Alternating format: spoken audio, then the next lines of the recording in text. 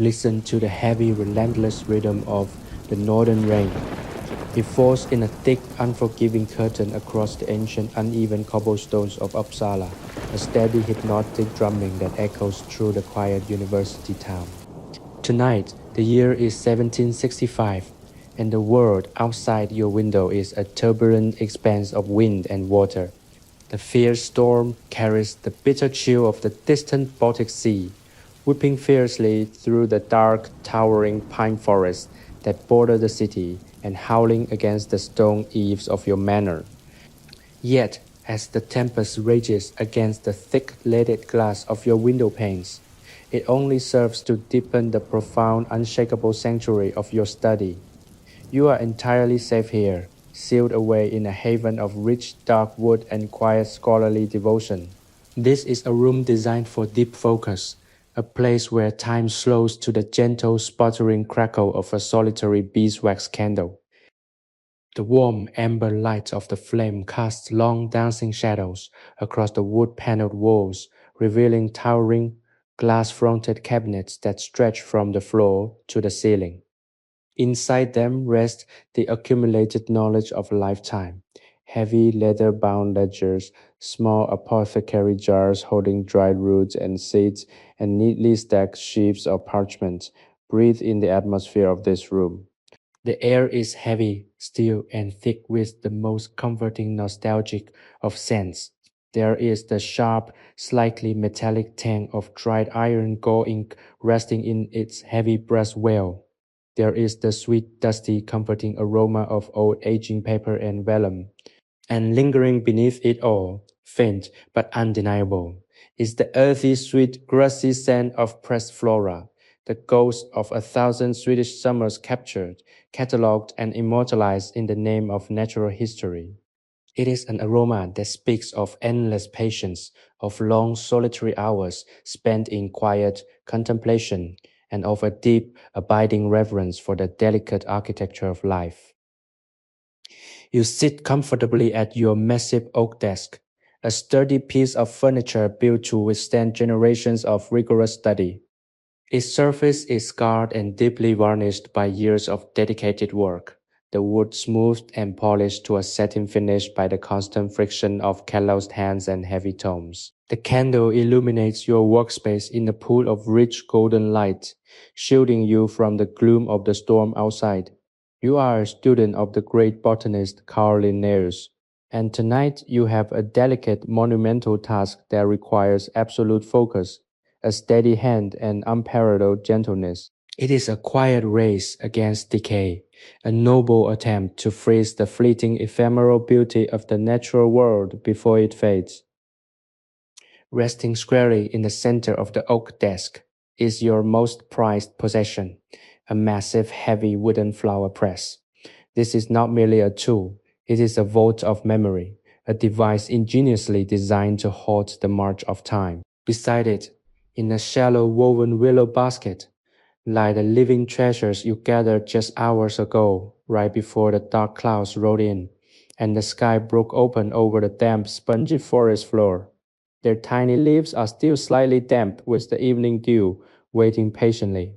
Among them is the impossibly delicate Linnea borealis, the creeping twin flower, the beloved emblem of your mentor. It rests in a tangled, beautiful heap alongside sprigs of wild, sweet-smelling clover.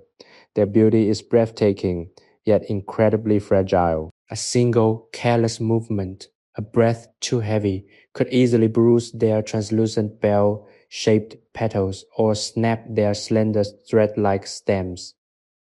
You reach out, your fingertips brushing against the rough, woven texture of the heavy canvas straps that bind the thick oak boards of the press.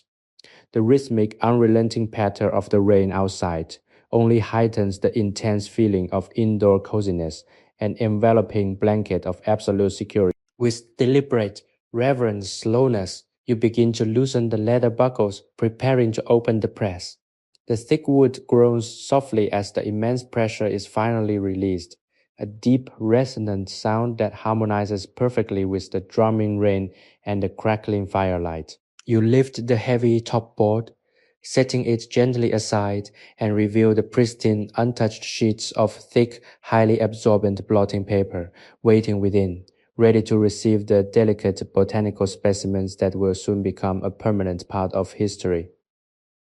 As you lift the top board of the press, the scent of the dry paper rises to meet you, a clean, crisp, and slightly woody fragrance that offers a sharp contrast to the damp, wild world waiting outside. You handle the sheets of paper with the care of a jeweler inspecting a rare gemstone. These are no ordinary sheets. They are thick, heavy, and porous, specially treated to draw every trace of moisture from the plants without stealing their vibrant color. You take a moment to admire the texture of the paper, the way the fibers catch the golden candlelight. It is a humble material, yet it is the primary instrument of your craft. You place the first sheet down on the central felt padding of the press. This is the foundation upon which your botanical art will be built, a white, expansive canvas for the delicate veins and soft petals of the Swedish wilderness. Your movements are slow, measured, and hypnotic. You pick up a pair of thin, silver-tipped tweezers, their cold metal warmed slightly by your grip. With the utmost precision, you reach into the willow basket. The Linnea borealis, the creeping twin flower, is your first priority. It is a plant of exquisite modesty, a tiny nodding bloom that typically hides in the deep mossy shade of the spruce forests. In the wild, it is easily overlooked. But here, under the magnifying glass of your attention, its complexity is staggering. You guide the tweezers toward the stem, which is so thin it appears almost like a strand of silk. You lift the specimen, letting it hang for a brief moment in the air, watching how the pair of pink-tinged bell-shaped flowers sway ever so slightly. The weight of the plant is almost non-existent. It is a creature of air and light, brought down to earth by the simple laws of gravity. You lay the plant flat against the center of the blotting paper. This is the crucial moment of the process. The arrangement must be perfect, mimicking its natural posture in the forest while allowing the petals to spread out in a way that reveals their unique anatomy to the future student of botany. You use the tip of a small soft feather to nudge the petals. The feather is light enough that it does not bruise the delicate skin of the flower, yet firm enough to guide it into the desired position. You watch as a single petal folds under itself. You hold your breath, your heart rate slowing to match the steady, rhythmic pulse of the rain against the window. With a millimeter perfect movement, you slide the feather beneath the petal and coax it outward. It unfolds perfectly, revealing a delicate, pale throat with tiny, intricate markings that are invisible to the casual observer. This act of arrangement is a form of silent conversation with the plant. As you work, you find yourself reflecting on the nature of these specimens. They have spent their lives growing in the wild, governed by the cycles of the sun and the rhythm of the seasons. Now, they are here in your hands, destined to be preserved, to be studied, and to serve as a bridge between the living world and the written page. The feeling of responsibility is immense, yet it brings a profound sense of peace. There is no anxiety here, no rush to complete the task. The storm outside ensures that the world has stopped, that all obligations have been suspended. The only thing that exists is the paper, the plant, and your steady guiding hand. You feel the coolness of the evening air pressing against the room, but the warmth of the candle remains constant, acting as a small glowing beacon of stability.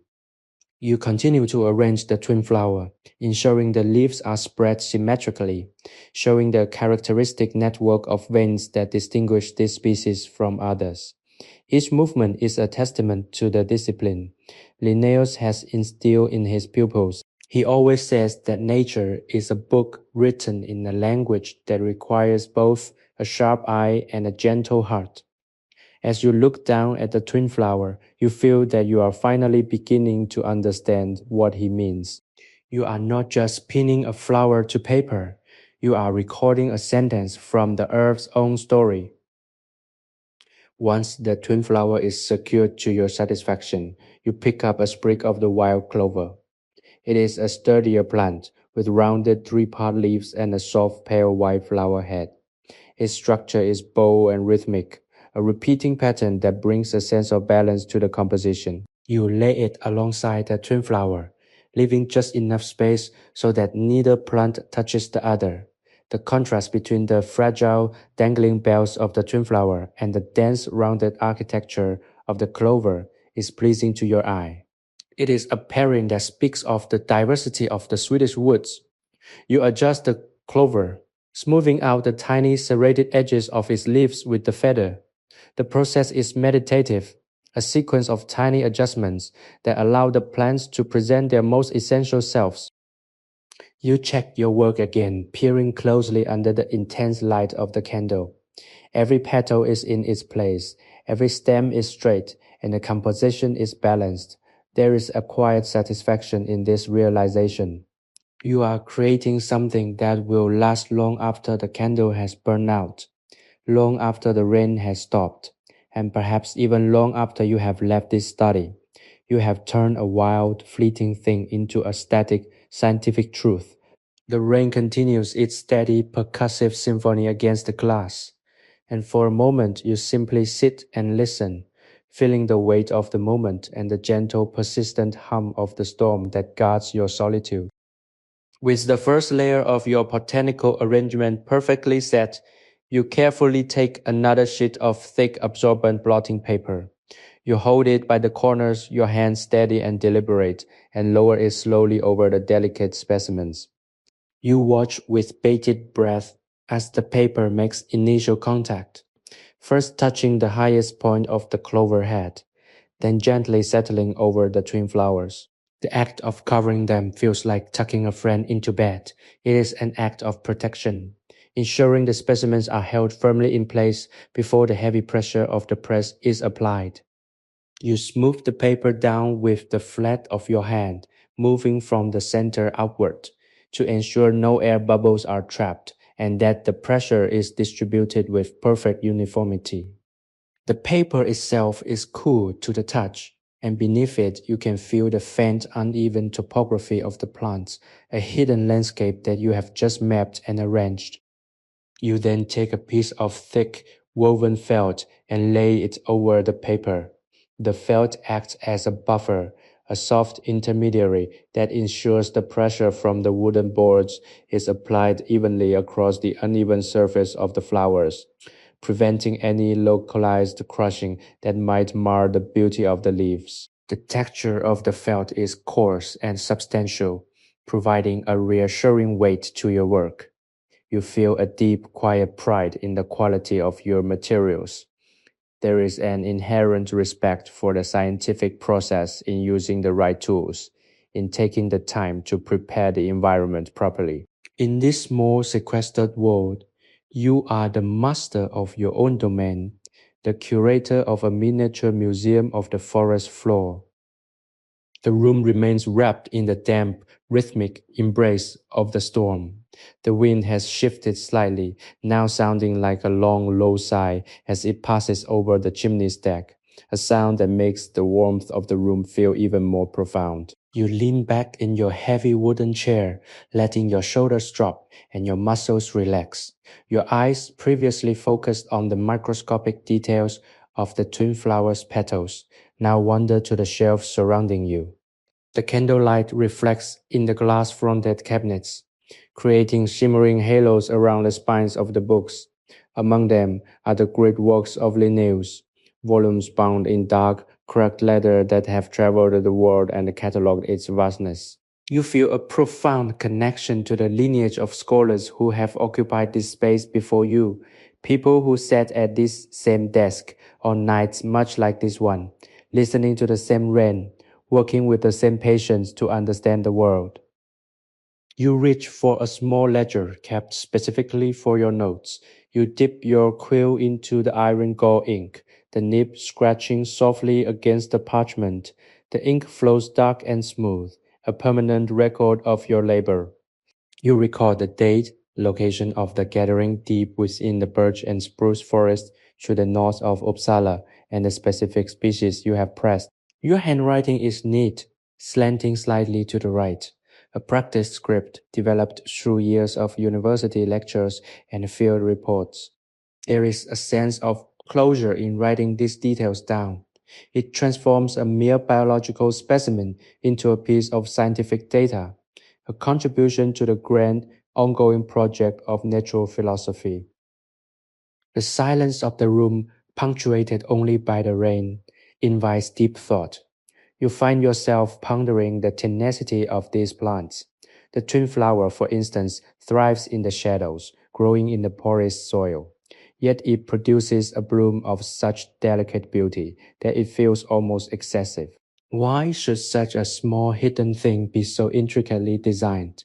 It is a question that has occupied the minds of philosophers and scientists for centuries. As you look at the press, you realize that you are not just documenting a plant, you are attempting to catch a glimpse of the intelligence behind the design. There is a profound humility in this realization, a recognition that for all your study and all your instruments, you are still only scratching the surface of the world's true depth. You stand up, your movements quiet and fluid, and walk to the window. The glass is cold, damp with condensation, and through it, the world outside is a blurred, dark painting of gray and black. You can see the faint outline of the trees swaying in the gale, their branches whipping about in a wild, chaotic dance. The stark contrast between the violent movement of the trees and the stillness of your study is striking. You are a spectator to the forces of nature, watching from a position of absolute safety. It is a moment of pure unadulterated comfort. You realize that this is why you love botany. It provides an anchor in a world that is always changing. While the storm destroys, you preserve. While the wind scatters, you gather. It is a quiet, noble, and deeply satisfying way to spend a lifetime. You return to your desk, the floorboards groaning softly under your weight, a sound that is as familiar to you as your own heartbeat. You pick up the feather again, checking the edges of the blotting paper to ensure that everything is perfectly aligned. You are preparing to place the next layer of specimens, but for a moment, you just stand there, letting the peace of the study sink into your bones.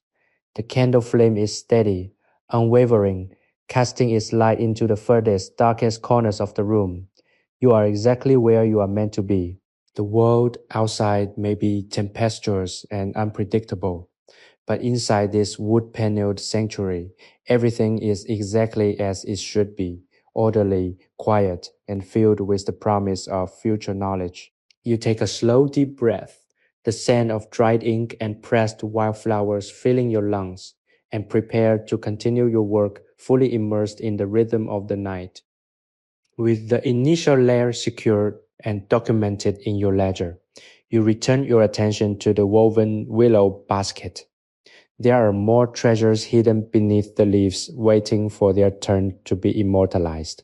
You lift the lid of the basket, revealing a cluster of wildwood sorrel, their clover-like leaves folded tightly as if they too are sleeping through the storm. Beside them lies a stalk of meadowsweet, its tiny creamy white flowers smelling faintly of honey and almonds. Even here, in the dim light of your study, they exude a quiet, earthy fragrance that mingles with the scent of the old books surrounding you. You feel a thrill of excitement, the same kind of anticipation a traveler might feel when opening a long-lost chest of gold. These are not merely weeds or common forest floor dwellers to you. They are biological narratives, each one a testament to the resilience and beauty of the Swedish landscape. You carefully select a stem of the wood sorrel, its delicate reddish-tinged stalk feeling almost like hair between your fingers. It is notoriously difficult to handle because of how easily it wilts when detached from its source of moisture, but you work with a surgeon's calm. You lay it onto a fresh sheet of blotting paper, using your feather to coax the heart-shaped leaflets into a spread-out, elegant configuration. You take your time, ensuring that the stem is curved naturally, reflecting the way it grows from the mossy floor of the forest. The process is a meditative discipline.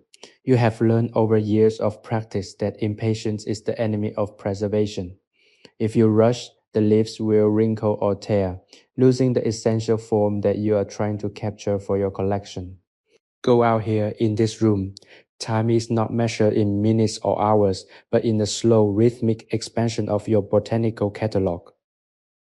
As you work, the rain outside seems to soften, shifting from a hard, driving deluge to a steady, rhythmic pour that hums against the stone walls of the manor. This shift in the storm's intensity changes the mood of the room, making it feel even more like a cocoon. You are intensely aware of the contrast between the chaos of the natural world and the order you are imposing upon these specimens. You think of your mentor Linnaeus and his relentless pursuit of a system to categorize the entirety of life. His vision is a grand sweeping ambition to give every living thing a name, a place, and a relationship to its neighbors. In your small, quiet way, you are contributing to that vision. You are a humble witness to the infinite variety of the world, and by capturing these plants, you are ensuring that their stories are told long after their seasons have passed. If you are enjoying this journey into the quiet, scholarly world of 18th century botany, consider subscribing to our channel and turning on notifications. By joining our community, you help us continue to bring these peaceful historical storytelling experiences to life, allowing us to delve deeper into the forgotten corners of history and the serene moments that shaped our understanding of nature. Your support allows us to maintain the quality and care that goes into every narrative, ensuring that we can keep providing you with a sanctuary of calm whenever you need it most. Once the wood sorrel is perfectly positioned, you add the meadowsweet. The challenge here is the dense, clustered nature of the flowers. They do not lay flat as easily as the flat-leaved sorrel. You spend several minutes gently pressing the blossoms, using the flat side of a small polished wooden block to hold them down, while you nudge individual petals with the tip of your feather. It is a delicate dance. You must ensure that the structure of the inflorescence is visible, the way the flowers grow in tight, beautiful branching patterns, without crushing the petals into an unrecognizable mesh. You realize that your hands are steady, your breathing slow and synchronized with the patter of the rain. The anxiety that often plagues you during the day, the concerns about university deadlines or the expectations of your peers have completely dissolved in their place. It's only the immediate tactile pleasure of the work. You reach for the next layer of blotting paper, placing it over the new arrangement. The feeling of the paper against the plants is reassuring. You know that once the heavy wooden board of the press is lowered and the screws are tightened, the moisture will be drawn out over the coming days, leaving behind a perfectly dry specimen. You find yourself smiling at the thought of opening the press in a week's time. The transformation is always a source of wonder to you. How a vibrant living thing becomes a paper thin, permanent record, yet retains the essence of its former life. You are a chronicler of beauty, and the study is your archive. As you wipe a stray speck of dust from the desk, you pause to look at the shadows on the wall. They are long and flickering, like memories dancing in the periphery of your mind.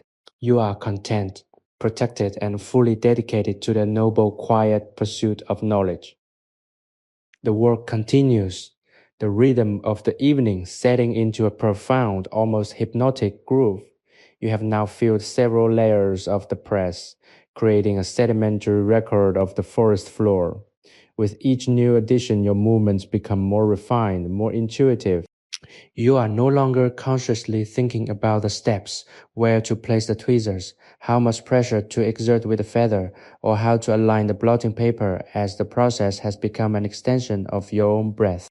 You reach into the basket again, your fingers brushing against the cool, damp earth, still clinging to a root system. You pull out a specimen of wild violet, its deep, rich purple petals standing out even in the dim, golden light of the candle. It is a plant that speaks of the resilience of spring, a quiet survivor that pushes through the thawing earth long before the sun has fully reclaimed the land.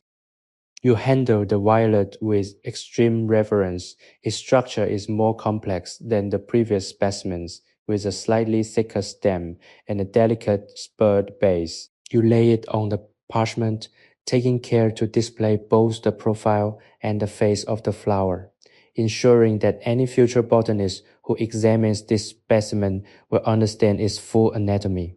As you tilt the flower, you notice how the light catches the fine, velvety hairs on its petals. It is a detail that would be lost if you were careless, but here, under your focused gaze, it is preserved. You realize that you are not just documenting a species, you are capturing a fleeting moment of aesthetic perfection. You are a gatekeeper of beauty, ensuring that the ephemeral is granted a semblance of immortality. The rain continues to drum against the window, but its sound has changed again, becoming a deeper, more resonant thrum as the wind dies down.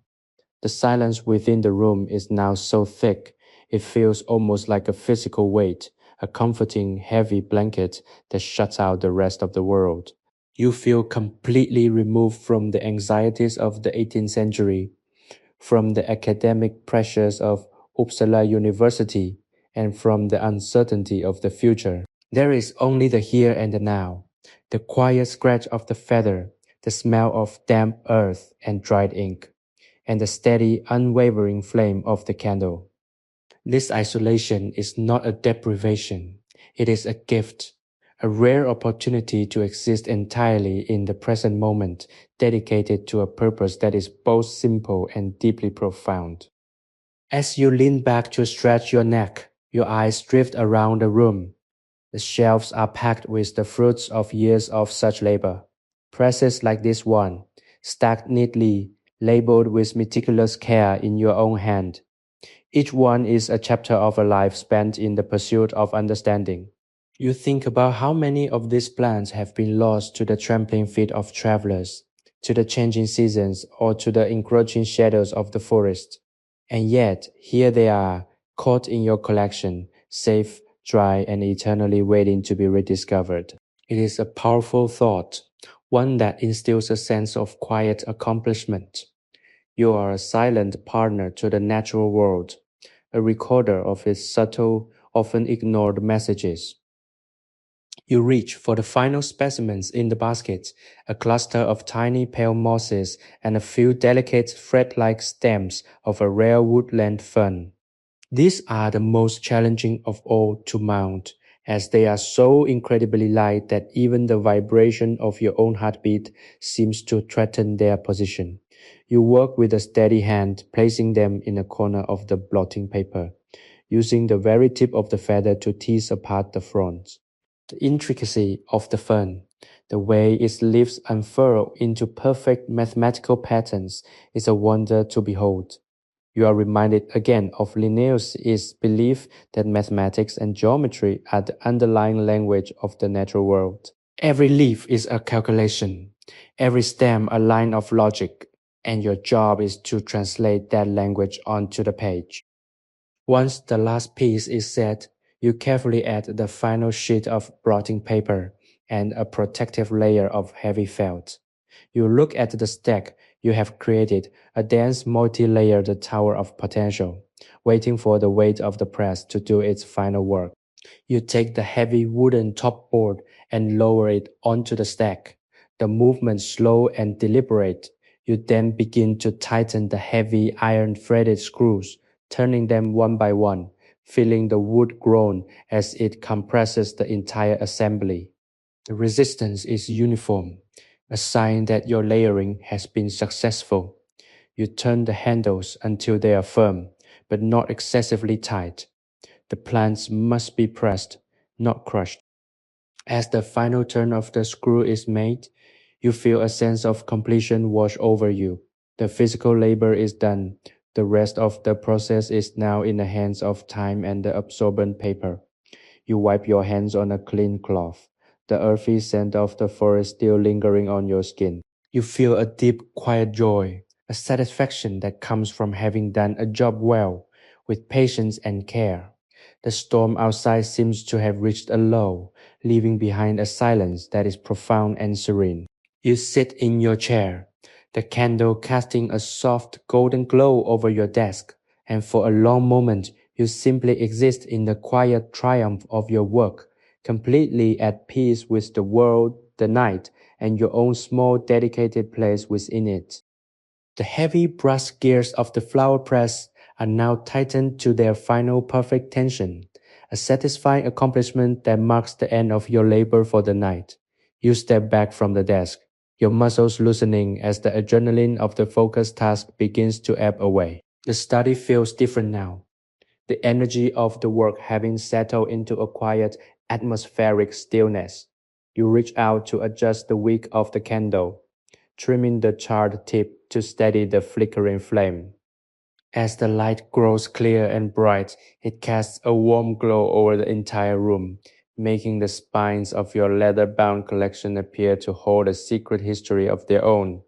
You walk over to the small lidded window, peering out into the darkness. The rain has thinned to a fine mist, leaving the world outside softened, blurred, and deeply silent.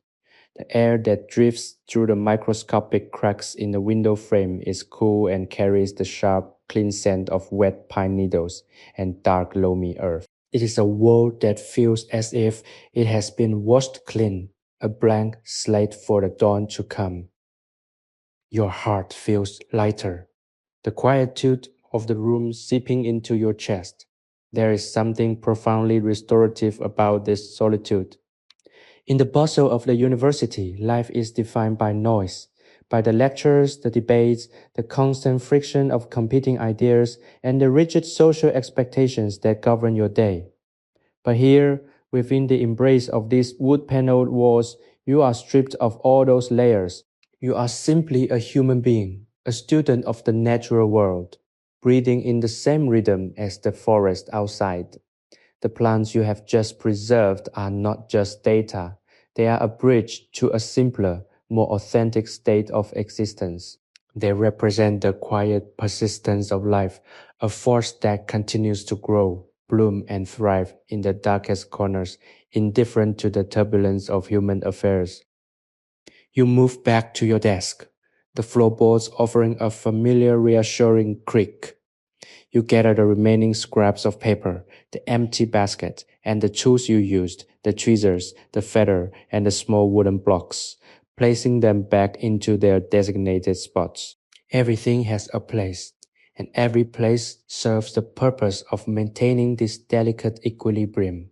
You realize that this order is not just about convenience, it is a philosophy. By keeping your environment organized, you create a space for clarity in your own mind. When the physical world is orderly, the internal world can become quiet, allowing for the kind of deep reflective thinking that defines the true scholar. You have cultivated this space as a sanctuary, and tonight it has fulfilled its purpose perfectly. The candle, now reduced to a smaller, steady stub, casts shadows that stretch and sway like ghosts across the room. You sit in your chair once more, not to work, but to simply be. You pick up a volume from the desk, a treatise on the Linnaean system, and run your fingers over the embossed leather cover. You don't open it. Instead, you just feel the weight of the book, the texture of the history it represents. You think about the path that led you here, from the distant sunny fields of your youth to this rain-drenched study in Uppsala. It has been a long, winding journey, filled with discovery and moments of profound silent wonder. You realize that you wouldn't trade these long, solitary nights for anything. They are the moments that define you, the moments that make the vast, complex world feel intimate and manageable. You take a deep breath, the scent of the room filling your senses, a cocktail of memory, science, and the living earth. It is a scent that will always be associated with peace, with the feeling of being securely tucked away from the chaos of the world. You think about the listeners who may be journeying with you, people who, like you, seek a quiet place to settle their minds at the end of a long, loud day. Sleepy History with Tales is a sleep history storytelling platform created for entertainment, inspiration, education, and the promotion of positive emotional values. It is a project born from the belief that stories can be a powerful force for good, a way to anchor the mind in something meaningful and steady. Knowing that your story might offer someone else a moment of rest, a moment of profound, quiet security, adds a new beautiful layer to your own experience of the night. You are part of a larger chain of human connection, one that spans across centuries and across the globe, all tied together by the simple universal need for peace. The candle flickers once, twice, and then steadies again. You know it will burn for another hour, long enough for you to finish your nightly reflection. The rain has completely stopped, and the world outside is holding its breath in the cool, damp aftermath of the storm. It's a time for rest, for letting go of the efforts of the day, and for surrendering to the natural pull of the night. You watch the final dying embers of the week, feeling the weight of the world slowly slipping away. You are safe, you are at peace, and for tonight, that is more than enough. You allow your eyes to drift closed, listening to the absolute profound silence that has finally settled over the study. A silence so complete, it feels like the universe itself is taking a deep restorative breath. You drift into the quiet, feeling the pulse of the earth slowing down, and for the first time in many days, you feel completely and entirely at rest. The silence in the study has become absolute, a heavy velvet-like stillness that wraps around you like a warm mantle. The rain has completely ceased, and the only sound remaining is the occasional soft pop of the cooling candle wax as the flame finally begins to succumb to its end. You remain in the chair, not ready to break the spell of the evening. The air in the room feels different now, almost as if it has been purified by your long hours of focus. The lingering scent of the forest, the faint sweet perfume of the pressed clover, and the earthy musk of the damp ferns seems to have woven itself into the very atmosphere, creating an aura of timelessness. You find yourself drifting into a state of semi-conscious reverie, where the boundaries between your own thoughts and the world of the past begin to blur. You think of the thousands of sheets of paper that have passed through this very desk over the decades. Each one represents a story, a botanical discovery, a moment of joy found in a hidden meadow, or perhaps a long, tiring trek through the wild Swedish wilderness. You are but a link in this long, unbroken chain of inquiry.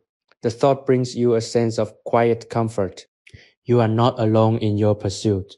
You are accompanied by the spirits of all those who have sat here before, guided by the same lamp, driven by the same hunger to understand the structure of the living earth. The cabinets surrounding you, with their glass fronts reflecting the dying light, feel less like furniture and more like silent companions, holding the weight of human knowledge and the beauty of the natural world in a delicate, fragile balance. You shift in your chair, the leather creaking beneath you, a sound that seems unnervingly loud in the stillness. You take a slow, deep breath, tasting the air, feeling the familiar, grounding presence of the room. It is a space of radical honesty, where there is no pretense, no need to perform, and no requirement to be anything other than a student of the truth. This is the ultimate gift of the scholar's life, the ability to retreat into a world of one's own making, a world where the only laws are those of nature and the only expectations are the ones you place upon yourself. You feel a profound gratitude for this sanctuary. It is here that you find your center, where the scattered pieces of your own identity come together to form a whole, stable, and peaceful sense of self. As you look at the closed flower press one final time, you feel a surge of affection for the humble materials of your craft. The wooden boards, the iron screws, the coarse felt, the porous paper. These are the tools of transcendence. They allow you to hold time itself, to pause the natural cycle of growth and decay, and to observe the intricate mathematical perfection that exists in every petal and leaf. You have learned that true power lies not in controlling the world, but in observing it with enough humility and patience to be changed by it. The plants you have pressed tonight are no longer just flora. They are artifacts of your own transformation. They are the record of a night spent in dialogue with the quiet, persistent, and infinitely beautiful intelligence of the wild.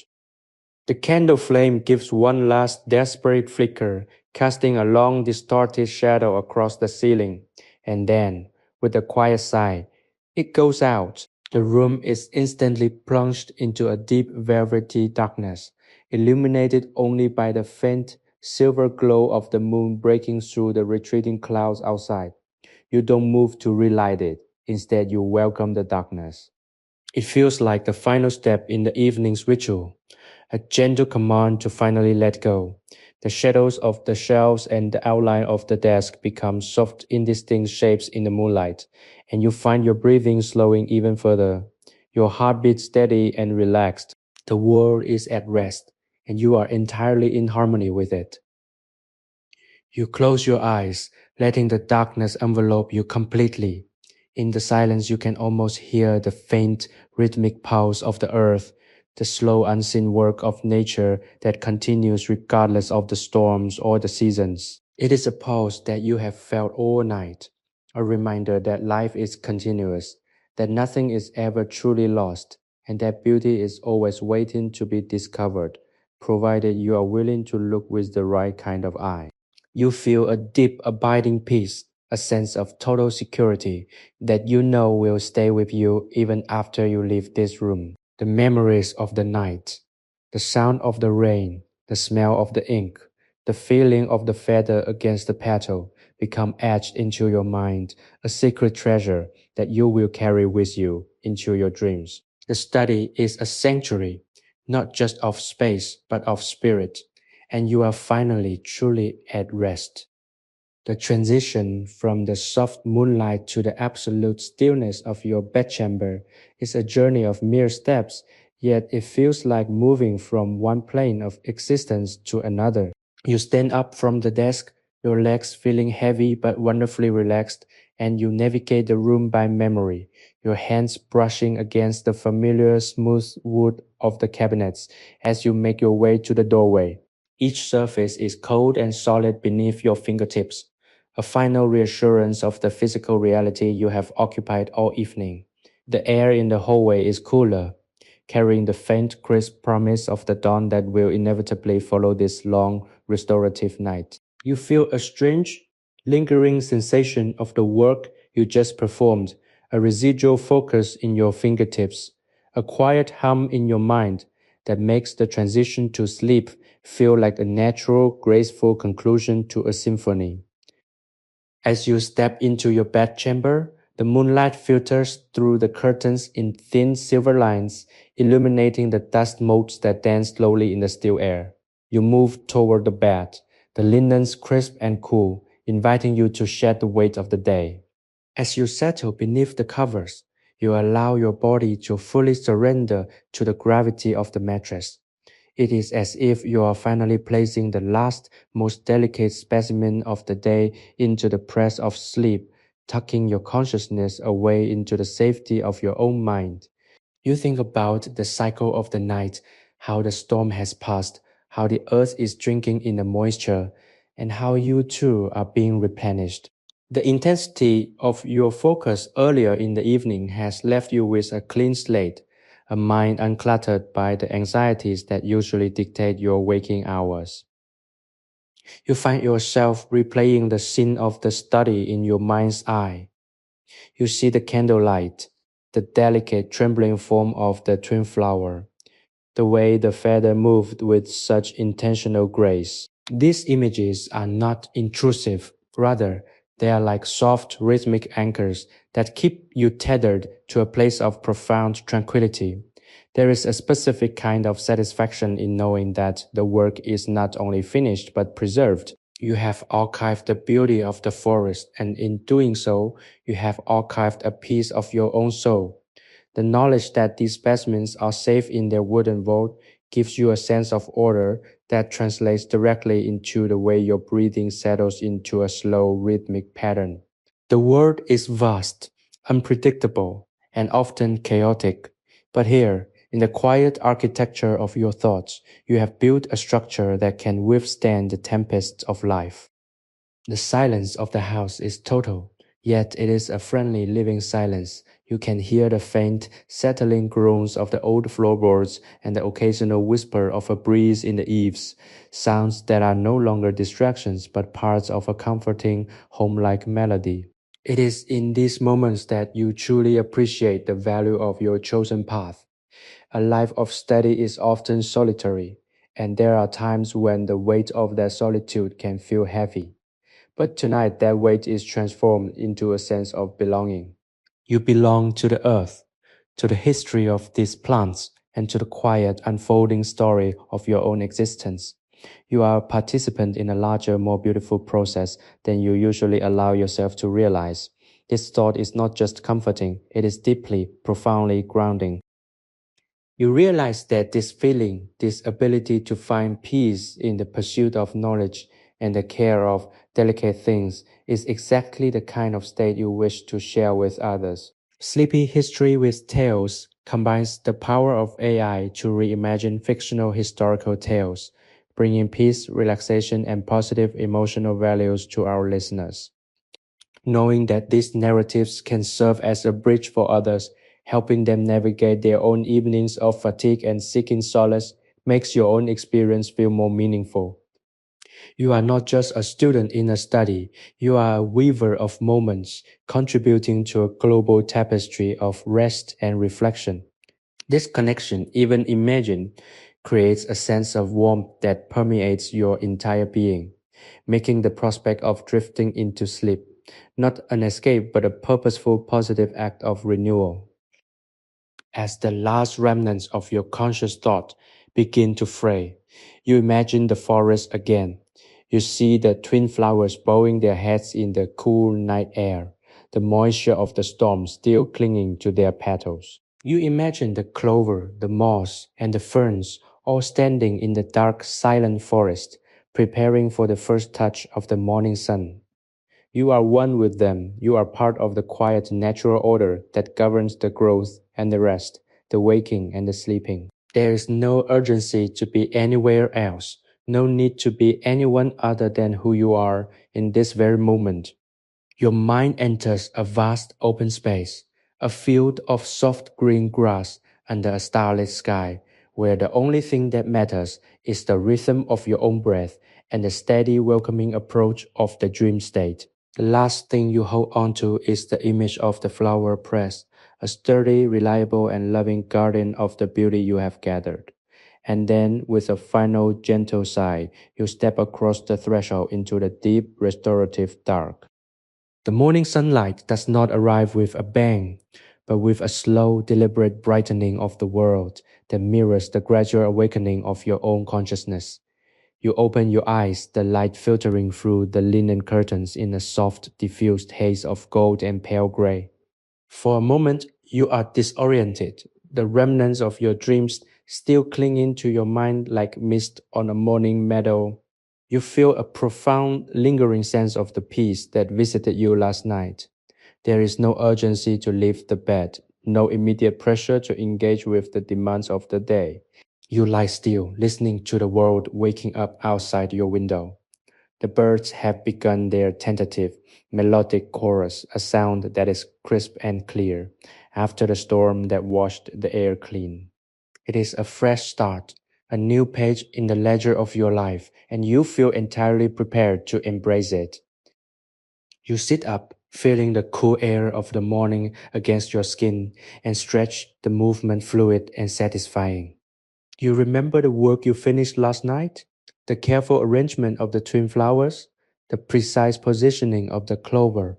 The feeling of the heavy screws of the press coming to a firm final stop? The memory of that labor is not a heavy task to return to, but a source of quiet inspiration. You know that, as you walk back into that study, you will find the fruits of your patience waiting for you. This thought provides a gentle momentum to your movements. You wash your face with cool water from the basin, the sensation sharp and awakening, and pull on your robes, moving with a deliberate, unhurried grace. You are a person who understands the value of a slow, intentional start, and you cherish these quiet hours before the rest of the world begins to rush.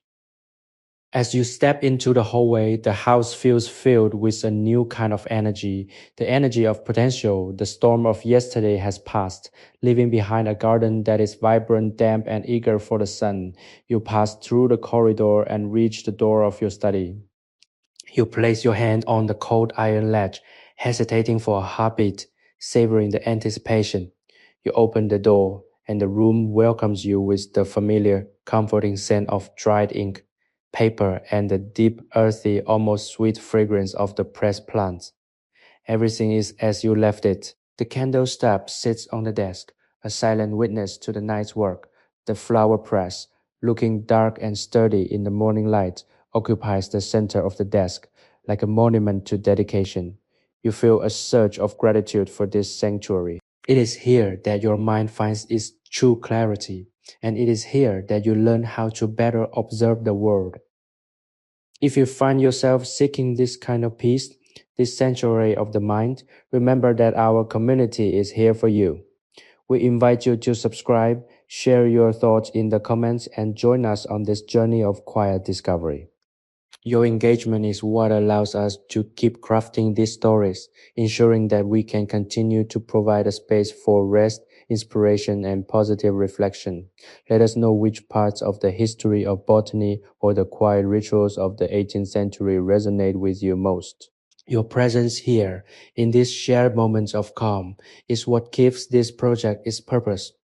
By participating, you become part of the very history we are reimagining, helping to build a collective archive of rest and tranquility. You walk to the window and draw back the heavy velvet curtains. The world outside is sparkling. The trees are dripping with residual moisture, catching the sunlight like diamonds, and the grass is a vibrant deep green. The sky is a vast open dome of brilliant blue. You stand there for a long time, simply watching the life of the garden unfold. You see a bumblebee, heavy with pollen, moving from one bloom to another. You watch a small spider weaving a web between the blades of grass, its work as delicate and precise as your own. Everything is interconnected, a grand complex web of life that follows its own rhythm, indifferent to the trivial worries that consume so much of our time. You are reminded of the fundamental truth that Linnaeus taught you. Nature is a system of order, and by studying it, we find our own place within that order. You return to your desk and sit, feeling the sun-warmed wood beneath your fingers. You don't open the press today, you leave it to do its work.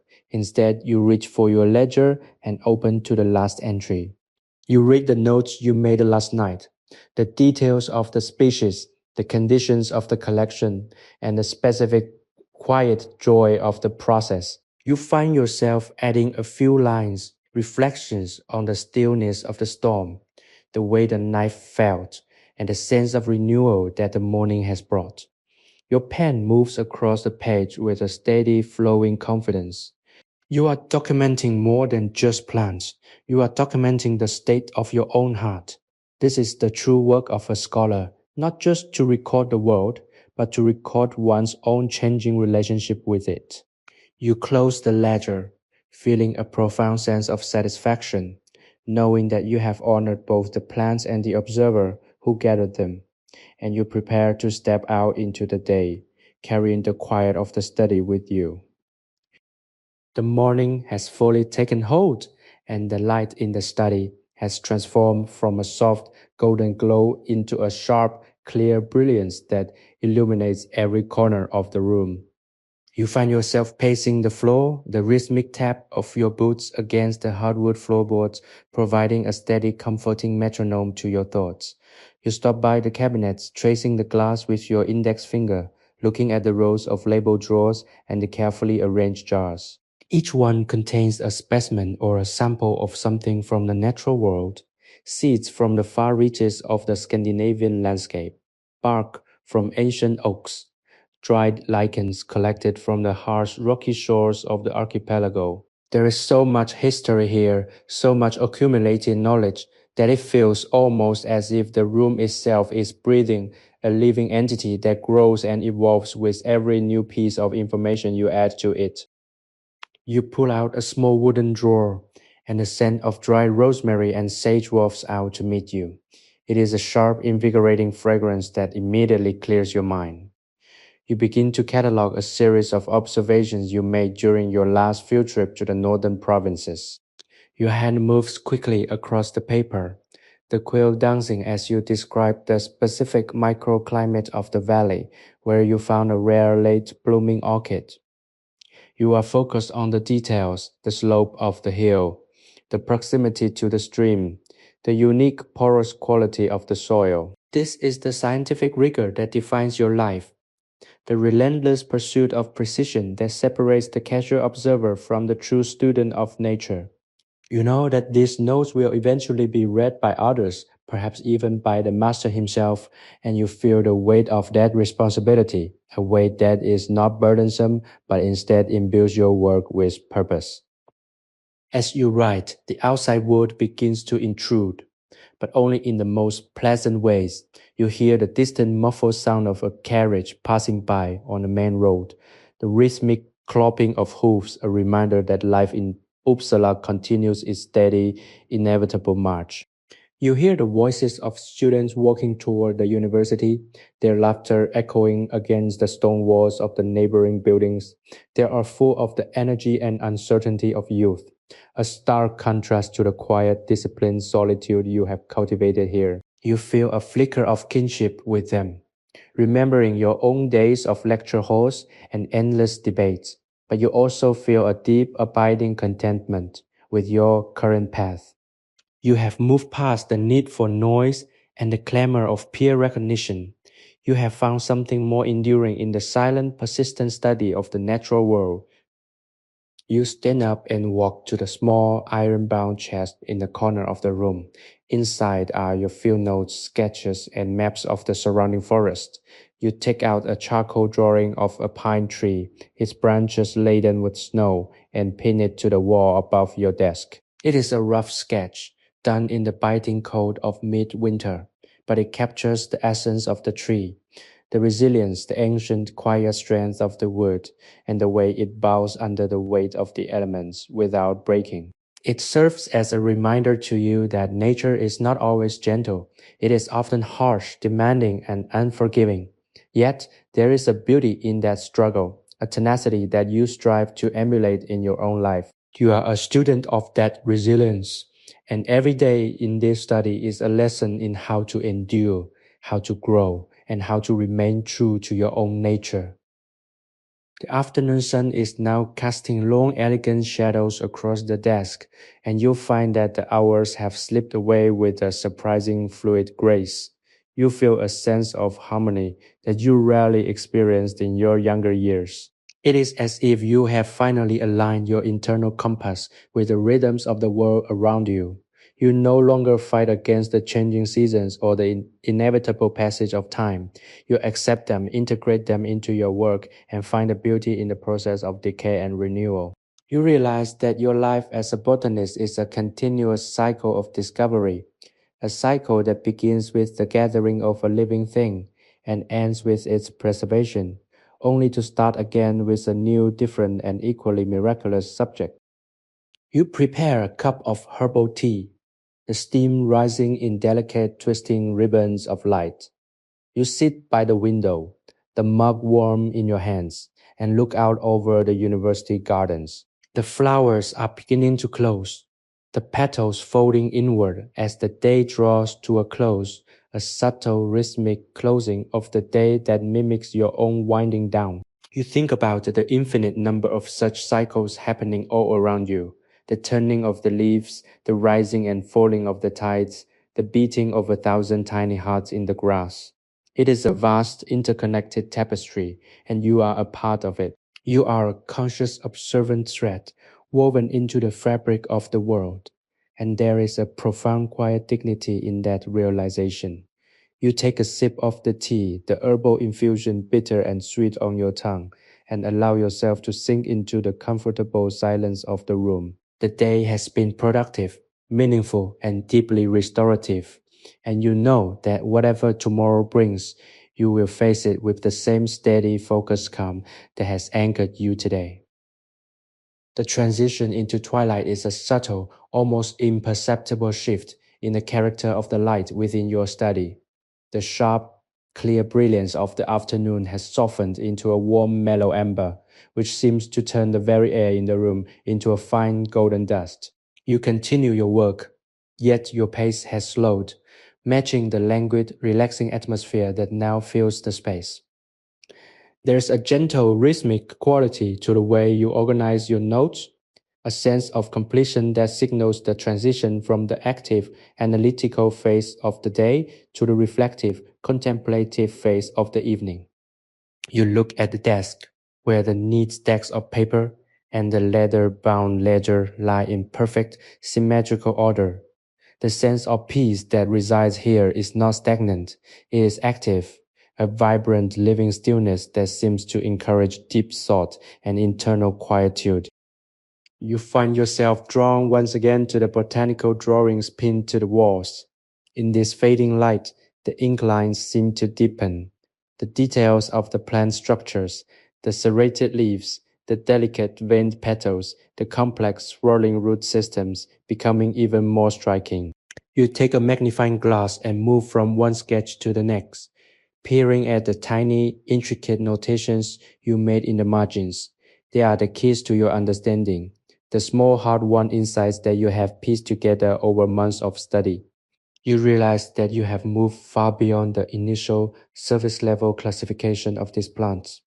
You have reached a deeper level of inquiry, one that asks not just what the plant is, but how it exists within its environment. It is a transition from mere observer to active participant in the story of the natural world. The quietude of the room is punctuated by the distant, soothing sound of a church bell ringing in the center of Uppsala. It's tolling a soft musical reminder of the passage of time. You don't find it intrusive, rather, it is a grounding anchor that helps you organize your thoughts. You walk over to the small glass-fronted cabinet where you keep your most treasured specimens, the ones that are too fragile or too rare to be handled often. You open the door, the latch, giving a soft, familiar click, and reach in to adjust a small pressed fern frond that has slightly shifted. The touch of the plant is cool and dry, a tactile reminder of the forest floor from which it came. You feel a deep, profound respect for the integrity of these objects, for the history they contain, and the silent, patient way they exist in their preserved state. You realize that your life in many ways is becoming more like these specimens. You have learned to simplify, to strip away the unnecessary, and to focus on the essential, the structural, and the enduring. You have found that there is immense freedom in this restraint, a kind of internal lightness that allows you to weather the storms, both literal and metaphorical, without being broken by them. The study has become a laboratory of the spirit, a place where you test your own boundaries and refine your own character. You are not just studying the flora of Sweden, you are studying the conditions for a life of purpose, a life that is defined by the clarity of one's goals and the steadiness of one's heart. As the sun dips below the horizon, the room slowly gives way to the gentle, enveloping shadows of the night. You light another candle, the flame blooming like a small orange flower in the center of the dark. The scent of the wax, clean and slightly sweet, blends with the lingering earthy aroma of the study to create a sensory landscape that is uniquely yours. You sit at the desk, the light reflecting off the brass fittings of the lamp, and find yourself simply watching the flame. It is a hypnotic, stabilizing presence, a constant in the ever-shifting environment of your thoughts. You think about the cycle of the day, how it began with the gentle awakening of the sun, and is now coming to a close in the warm, focused light of your own making. It is a cycle of balance, and you are entirely content to be at the center of it. You pick up a fresh sheet of parchment and, with a few fluid, practiced strokes of the quill, Begin to draft a summary of your findings for the week. You are concise, precise, and thoughtful, focusing on the patterns you have observed and the questions that remain. You feel a sense of clarity that is sharp and refreshing, a mental state that is the direct result of the discipline you have practiced all day. You know that tomorrow will bring new questions, new specimens to collect, and new challenges to overcome. But for now, that is enough. You have done your part. You have observed, you have recorded, and you have preserved. You feel a profound, quiet gratitude for the privilege of this life, for the steady rhythm of the study, and for the deep, abiding sense of belonging that you have found in the quiet, green, and hidden corners of the world. You set the quill down, the inkwell dark and still, and allow yourself to simply breathe, letting the peace of the night settle into your bones, ensuring that you will carry this feeling with you as you prepare for the next restful stage of your evening. The evening hours have deepened, and the room feels as though it has been carved out of the very heart of the quiet Swedish night. You sit amidst the shadows, the candle beside you casting a singular focused pool of light that seems to defy the encroaching darkness. There is a profound sense of continuity in this routine, a rhythm that has become the foundation of your existence. You find that you no longer need the bustling noise of the world outside to feel grounded. The simple, steady act of recording the nuances of the natural world provides all the validation you require. You pick up a small weathered leather notebook, one that you have carried with you on your longest journeys through the deep pine-scented forests of the north. As you flip through its pages, you see the sketches and notes from years past, each entry a testament to a specific moment of discovery, a specific encounter with a plant or a phenomenon that challenged your understanding. This notebook is more than a record. It is a map of your own growth as a botanist. You see how your early sketches were hurried, sometimes clumsy in their attempt to capture the essence of a bloom, and how your current work has evolved into a disciplined, elegant synthesis of detail and form. You are reminded that excellence is not a destination, but a continuous process of refinement. It is the result of thousands of hours spent in quiet contemplation, of learning how to see beyond the surface, and of developing the patience to let the natural world reveal itself to you on its own terms. This realization is incredibly empowering. It suggests that no matter how much you have already learned, there is always more to discover, more to understand, and more to appreciate about the intricate living tapestry of the earth. You take a moment to look back at the flower press. It sits like a silent, steadfast guardian on the desk. You think of the listeners who have accompanied you on this journey of quiet reflection. If you are enjoying this deep dive into the history of botanical study and the serene meditative rituals of 18th century life, we encourage you to subscribe to the channel and join our growing community of peace seekers. Your support and engagement allow us to continue producing these immersive historical storytelling experiences, helping us to bridge the gap between the past and the present with tales that inspire, soothe, and educate. We invite you to hit the notification bell so you never miss a chapter of our shared exploration into the forgotten, tranquil corners of history. Your presence here is the heartbeat of this project, and we are honored to share these moments of stillness with you. As you lean back in your chair, the wood groans with a familiar, comforting sound. You are acutely aware of the stillness of the house. Everyone else has long since retired for the night, leaving you in this beautiful, isolated bubble of thought and history. The silence is not lonely. It is expansive, a vast field where your mind can roam freely, unencumbered by the expectations or the anxieties of the daylight hours. You think about the nature of time itself. To the botanist, time is measured not by the ticking of a clock, but by the slow seasonal growth of the plants, the cycles of decay and rebirth that define the landscape. You are a student of this deeper, more fundamental rhythm, and in many ways you feel more at home in this cyclical perspective than in the linear, hurried pace of modern social life. You find yourself thinking about the twin flowers again, the Linnea borealis, that most humble and yet most beautiful of woodland blooms. You imagine them out there in the dark, bowing their heads to the damp night air. Their tiny nodding forms a secret hidden pulse in the vast shadow forests of the north.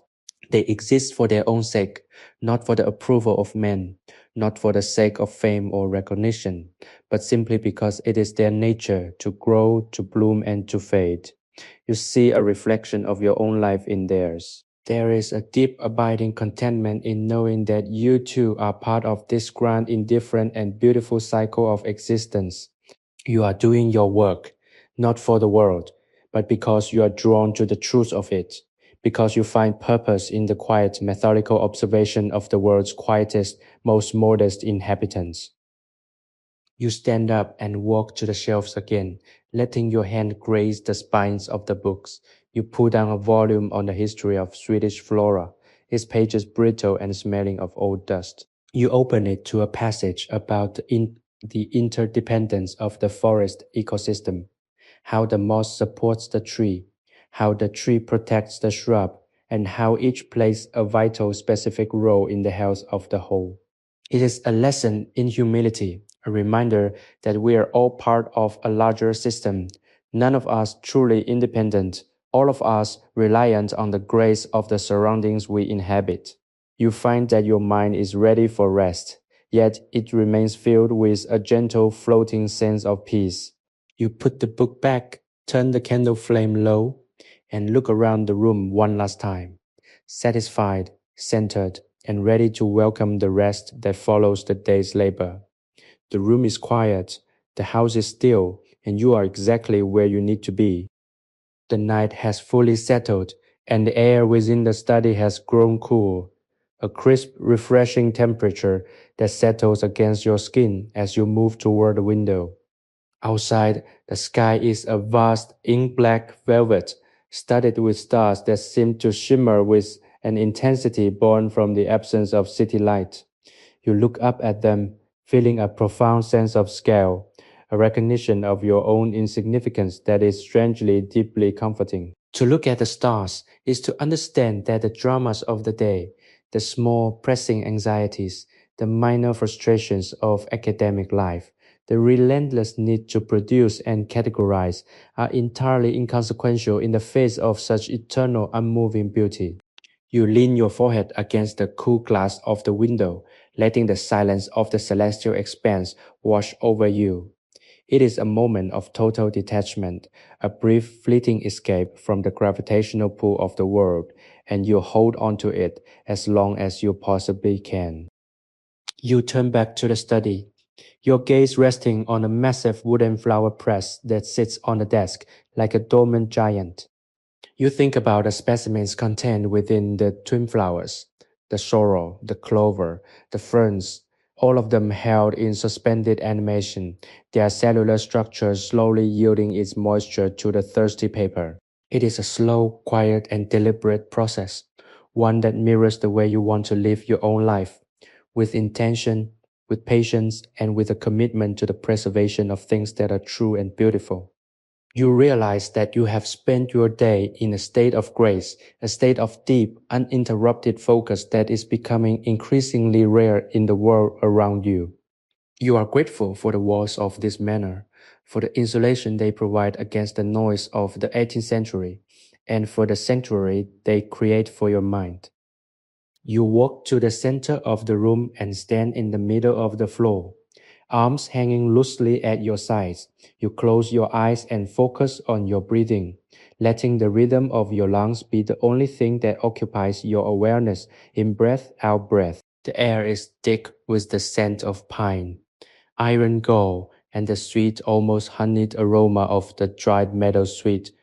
You are creating a mental map of this space, etching it into your memory so that you can return to it, even when you are far away, even when you're walking the busy streets of Uppsala or sitting in a crowded lecture hall. This study is your internal anchor, a place you carry with you in the quiet folds of your consciousness. Whenever the world feels too loud or too demanding, you will be able to close your eyes and feel the cool, heavy oak of the desk under your hands, smell the damp earthen scent of the forest floor, and remember the peace of this very moment. You decide to spend these last few minutes of the evening organizing your thoughts for the coming week.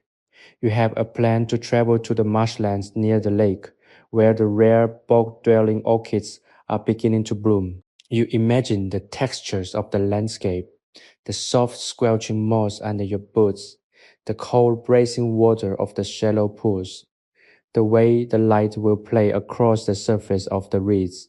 You are excited, not with a frantic energy, but with the calm, steady anticipation of a student who knows exactly what they are looking for and understands the effort required to find it. You reach for your journal and, in a few spare, elegant sentences, you outline the itinerary of your trip. You consider the equipment you will need: the waterproof tin box for your specimens, the notebook, the charcoal, the magnifying glass. Everything must be prepared. Everything must be in its place, for order is the precursor to discovery. As you write, you find yourself reflecting on the nature of your mentor, Carl Linnaeus. He is a man of incredible singular focus, a man who has managed to organize the chaotic sprawl of the natural world into a system that is both logical and beautiful. He has shown you that it is possible to hold the world in one's mind, that there is a way to look at the infinite variety of life and see the patterns that connect it all. You are a humble student of that system, yet you feel that you are contributing to it in your own smaller way. You are a link in the chain, a witness to the unfolding of the Swedish spring, and your work, however modest, is a part of the grand project of human knowledge. The realization is humbling, yet it fills you with a quiet, persistent pride. You are doing something that matters, something that will outlast you, something that is rooted in the earth itself.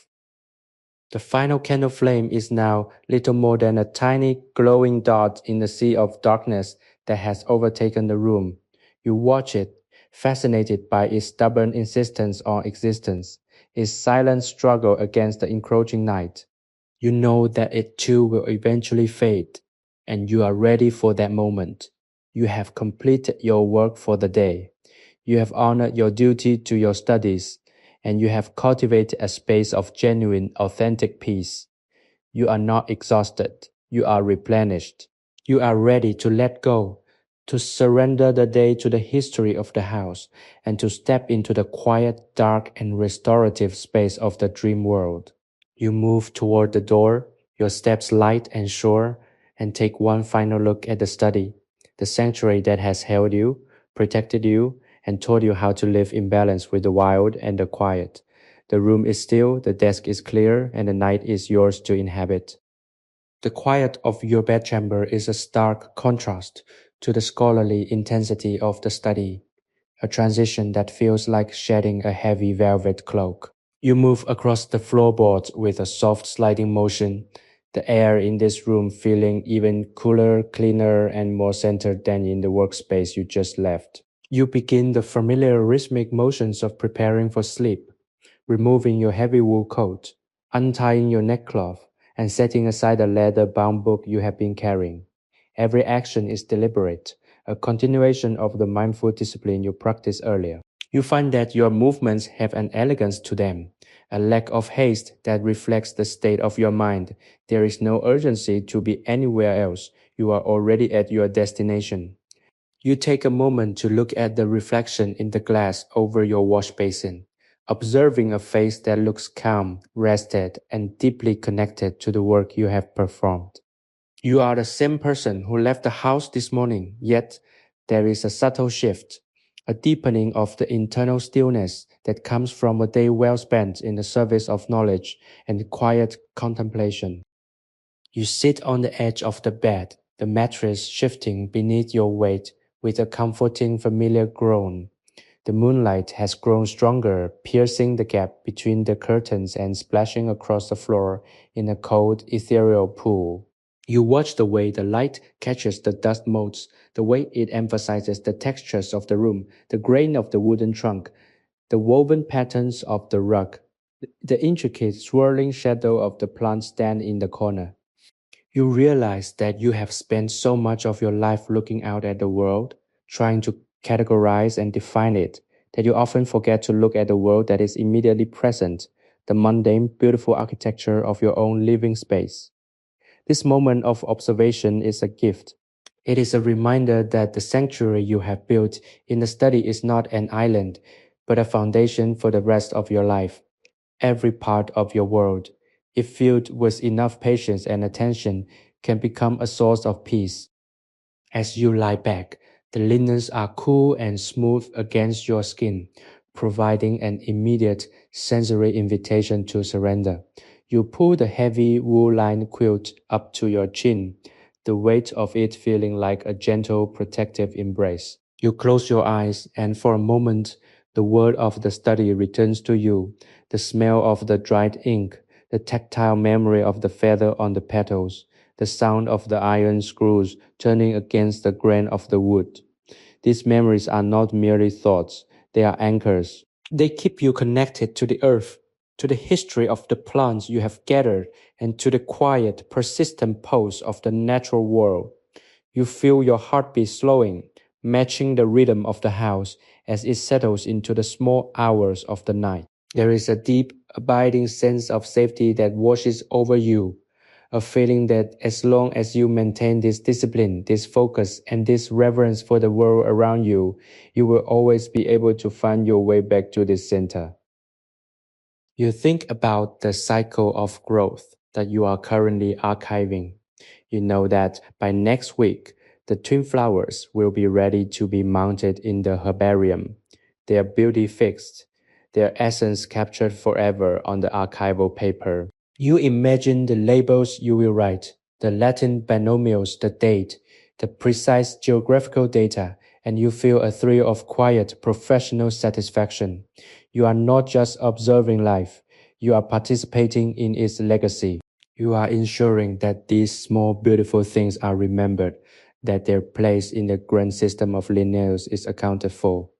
This work is your contribution to the future, a way of saying that you were here, that you looked, and that you care enough to document what you saw. It is a powerful, grounding perspective that makes the prospect of sleep feel not like an end, but like a pause in a much larger, more significant narrative. The silence is absolute now, a living, breathing silence that feels as if the entire world outside has stopped to catch its breath.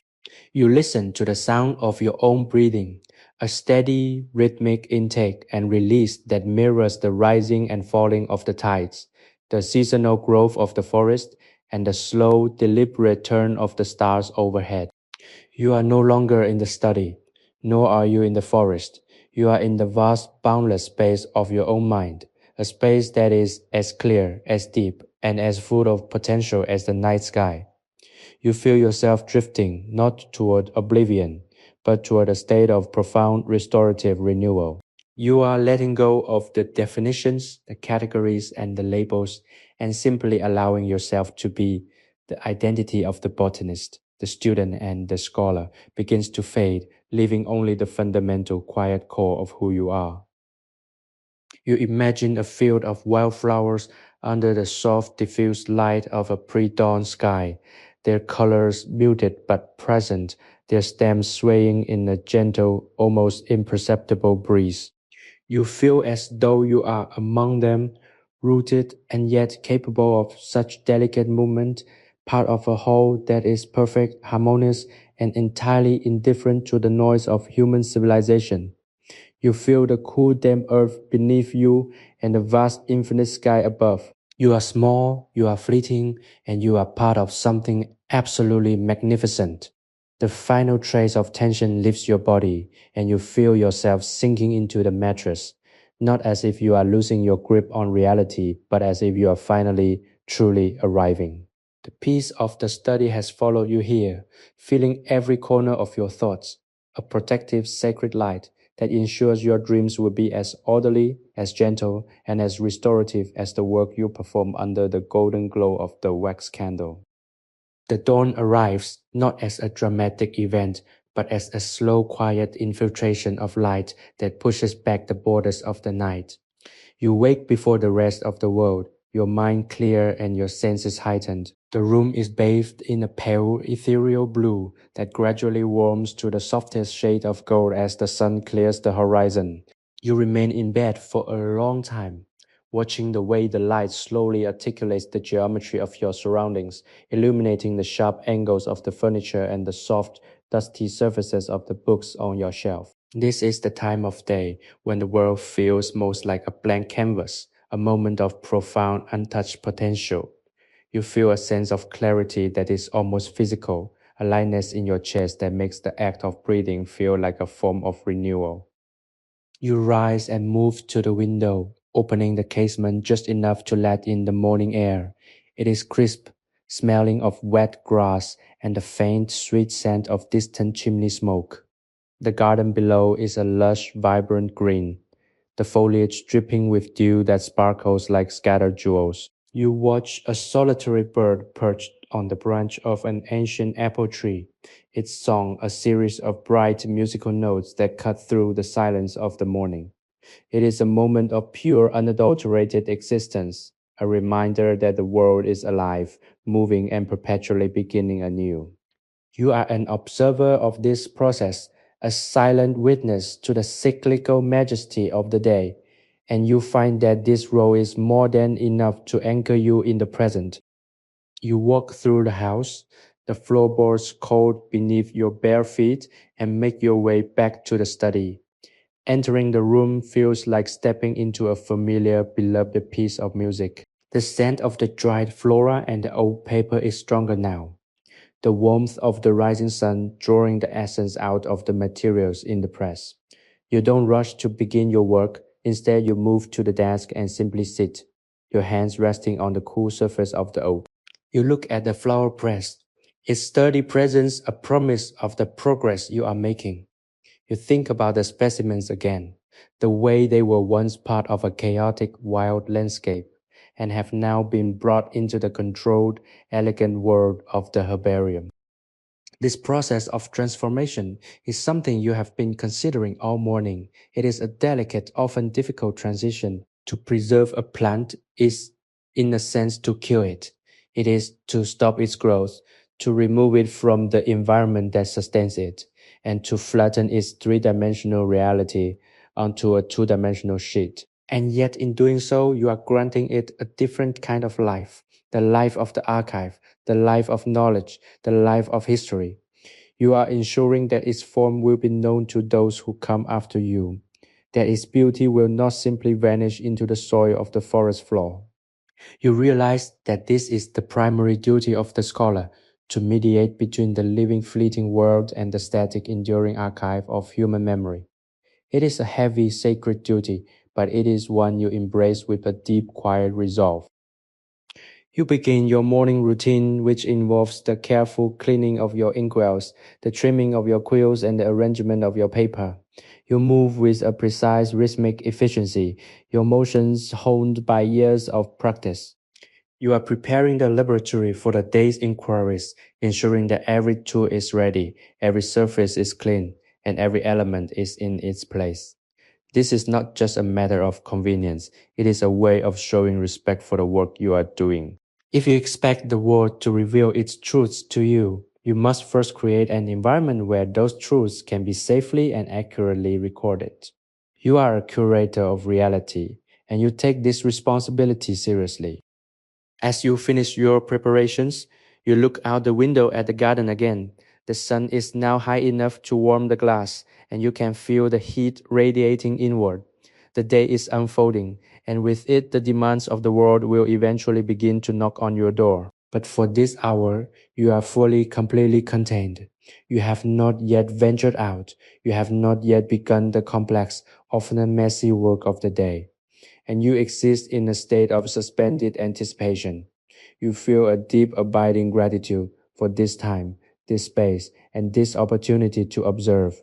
You are a student of the Swedish woods, a disciple of the great Linnaeus, and a man who has found that the greatest adventures are not those that take you across the globe, but those that take you into the quiet, hidden, and incredibly beautiful depths of your own dedication. You sit back, ready for whatever the day may bring, your mind clear, your heart steady, and your purpose firmly rooted in the simple, profound act of looking at the world with kindness and care. The middle of the day has arrived, bringing with it a subtle shift in the light that filters through the study window. It is no longer the soft, promise-filled gold of the morning, but a bright, unwavering, and illuminating white that reveals every detail of the room with absolute clarity. You are back at the desk, your attention focused on the task of label writing, a process that demands the same level of care as the collecting itself. Each label is a small rectangular piece of parchment, and on it you must record the binomial name, the date of collection, the exact coordinates of the discovery within the forest, and the specific soil conditions. Your handwriting is a disciplined, elegant cursive that has been refined by years of meticulous documentation. You treat every letter as if it were a physical object to be shaped and placed with precision, ensuring that the identity of each plant is preserved with total accuracy.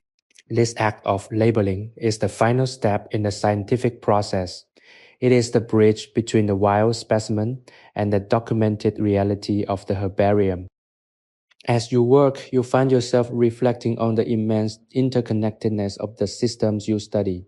Every plant has a name, a family, and a specific place in the hierarchy of the natural world, a reality that Linnaeus has spent his life trying to map. You feel a sense of profound privilege to be part of this project, to be one of the hands that helps fill in the gaps of our understanding. The room around you seems to resonate with the quiet weight of this knowledge. The books on the shelves, the cabinets filled with seeds, the pressed specimens, they are all part of a larger conversation that has been happening for centuries, and you are adding your voice to it with every stroke of the quill. The silence of the study is not an absence of sound, but an accumulation of concentrated thought, a space where the noise of the world is stripped away to reveal the logical, beautiful structures of life. You reach for a glass of water. The cool, clear liquid, a sharp contrast to the dry, dusty atmosphere of the study. You take a slow, deliberate sip, feeling the coolness move through you. It is a simple, physical reminder that you too are a biological entity, a part of the same system you spend your days documenting. This is a grounding realization. In the midst of all this intellectual rigor, it is easy to forget that you are not a disembodied intellect, but a living, breathing creature who is also subject to the laws of nature. The need for water, for rest, for heat, and for shelter are the same fundamental requirements that govern every other creature you study. This realization does not diminish the work you are doing, it enhances it. It creates a bridge of empathy between you and the specimens you press. You are not just studying them from a distance, you are sharing in the basic, elemental experiences of existence. The hours continue to pass, marked only by the shifting shadows on the wall and the occasional sound of a bird calling from the garden. You have fallen into a state of deep, productive flow where the distinction between you and the work has almost completely disappeared.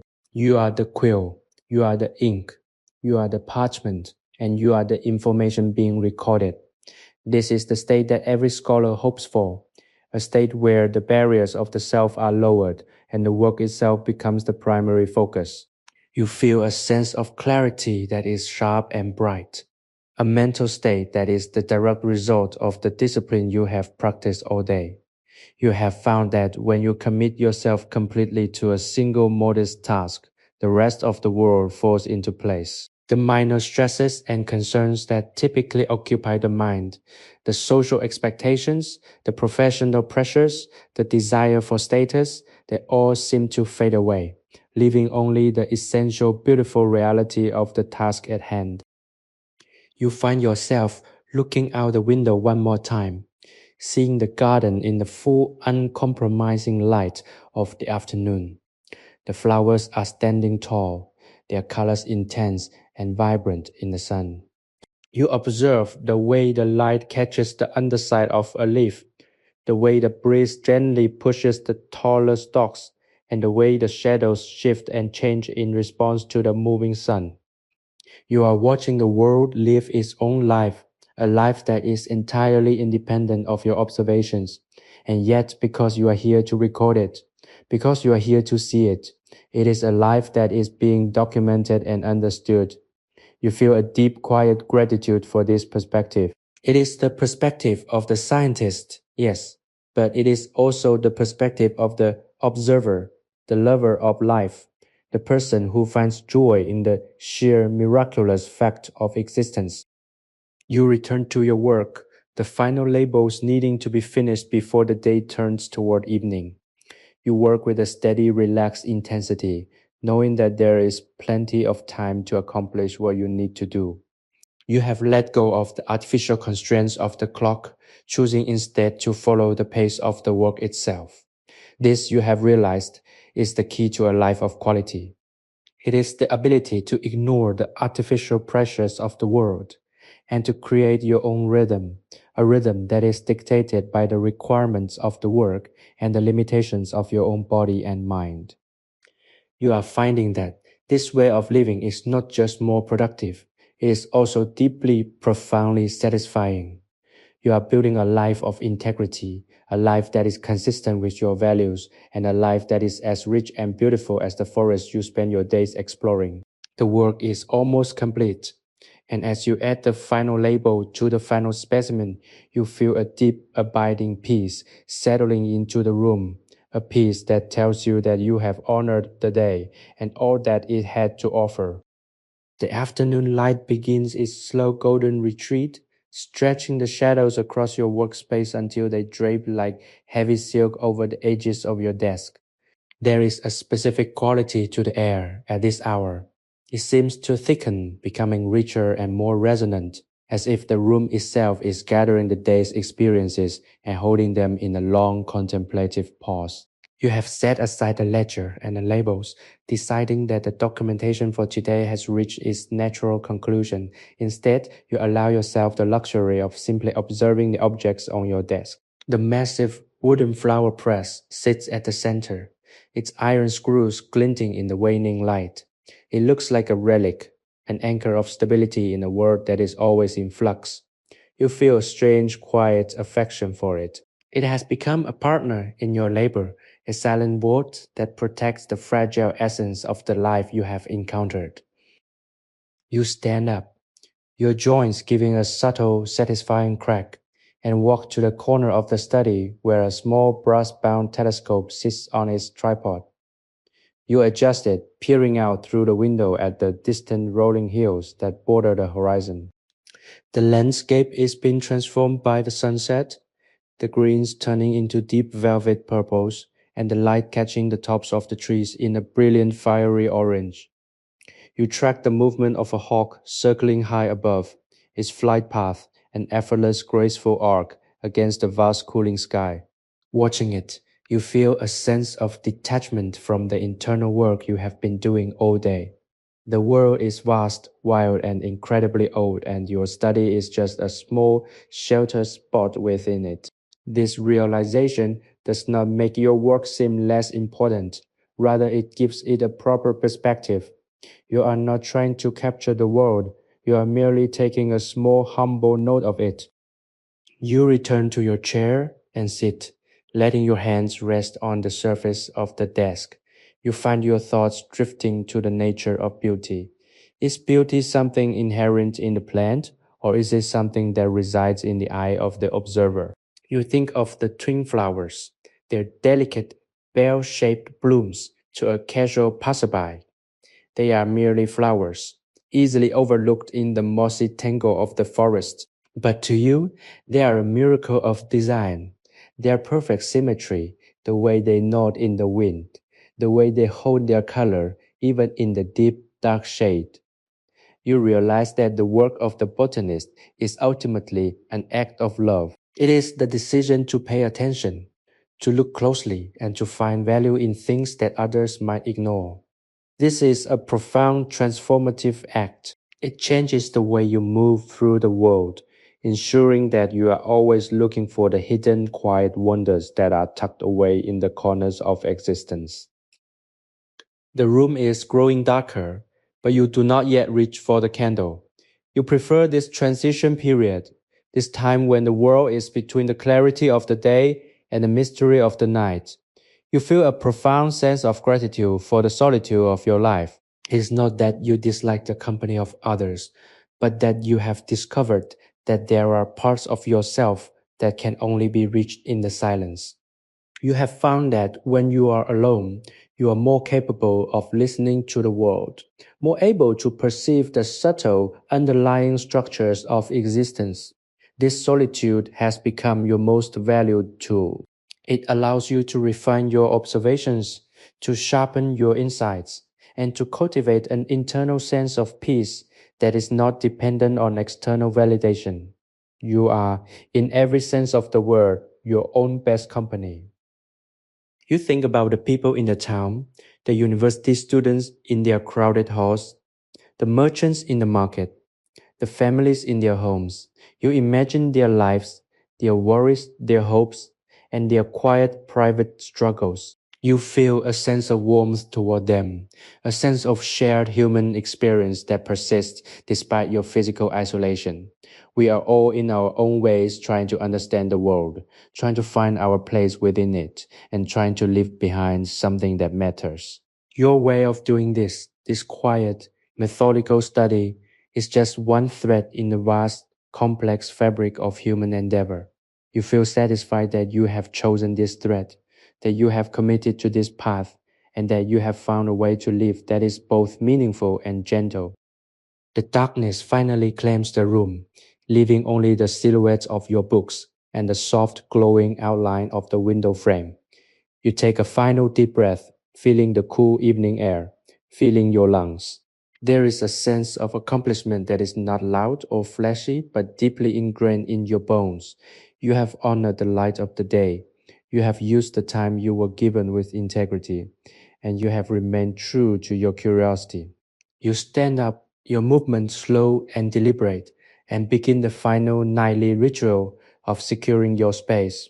You check the latch on the window, you straighten the chairs, and you walk slowly to the doorway, casting one last affectionate glance at the study. It has been a perfect day, one that has served its purpose well. You leave the room knowing that when you return tomorrow, it will be there waiting for you to begin the cycle all over again, with the same patience, the same focus, and the same quiet, abiding joy.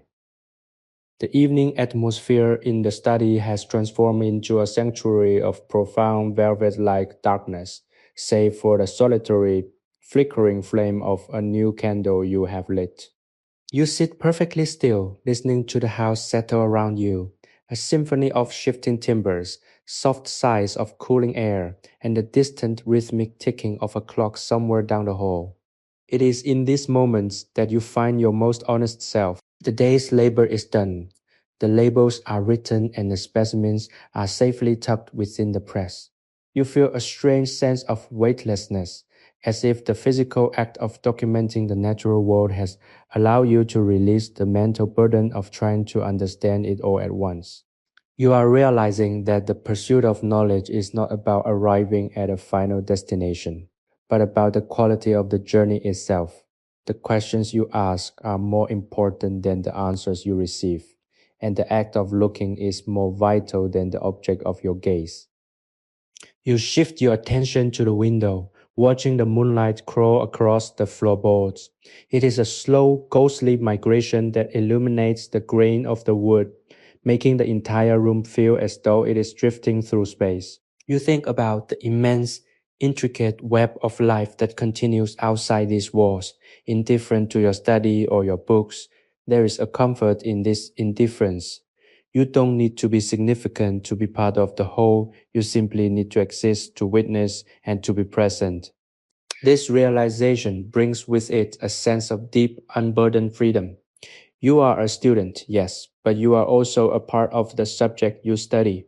You are as much a product of nature as the twin flowers or the wild clover, subject to the same laws of growth, change, and inevitable decay. You reach out and trace the edge of a heavy, leather-bound volume, the texture rough and warm beneath your touch. You open it to a random page, letting the familiar musty smell of the paper envelop you. It is a book of sketches, drawings you made years ago, long before your current focus on systematic botany. They are loose, hurried impressions of trees in the rain, the way light hits a pond, the curve of a leaf. You see how much you have changed. Your early work was driven by a sense of longing, a desire to capture something that you didn't yet understand. Your current work is driven by a sense of duty, a desire to honor the order that you have begun to perceive. Both are valid. Both are part of the same unfolding story of a life spent in pursuit of clarity. You find yourself smiling at the younger version of yourself, wanting to tell him that the patience he is currently developing will eventually lead him to a place of profound peace. The candlelight flickers, casting long dancing shadows of the glass-fronted cabinet against the wall. The room feels full of ghosts, not the haunting, scary kind, but the presence of all the versions of yourself that have occupied this desk over the years. You feel them surrounding you, a silent, supportive congregation. You are the product of all these days, all these observations, and all these hours of solitary thought. The study is a repository of your own evolution, and every time you step into it, you are stepping back into the history of your own becoming. You feel a sense of profound, quiet gratitude for the consistency of this space. It has been your laboratory, your refuge, and your teacher, and it continues to provide you with the stability you need to navigate the complexities of your internal world. You consider the nature of rest. It's not just the absence of movement, it's the presence of an internal restorative stillness. You have learned that you cannot achieve this by force. It must be invited, nurtured, and honored by engaging in the slow rhythmic rituals of your work, the cleaning of the inkwell, the pressing of the flowers, the meticulous labeling of the specimens. You are effectively training your mind to enter this state of rest. You are creating a space for peace to settle, and the result is a mind that is clear, focused, and free from the agitation that characterizes so much of the world outside. This is your true lifelong project, not just to study the world, but to become a person who is at home in the quiet and who can carry that quiet with them wherever they go. The candle stub is becoming small, its light dipping and weaving as it consumes the last of the wax.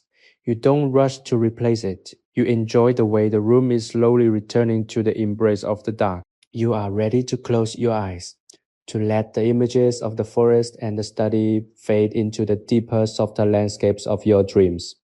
You have done enough for today. You have lived with integrity. You have observed with care, and you have remained true to your purpose. You lean back one last time, feeling the familiar grounding support of the chair, and let the silence wash over you completely.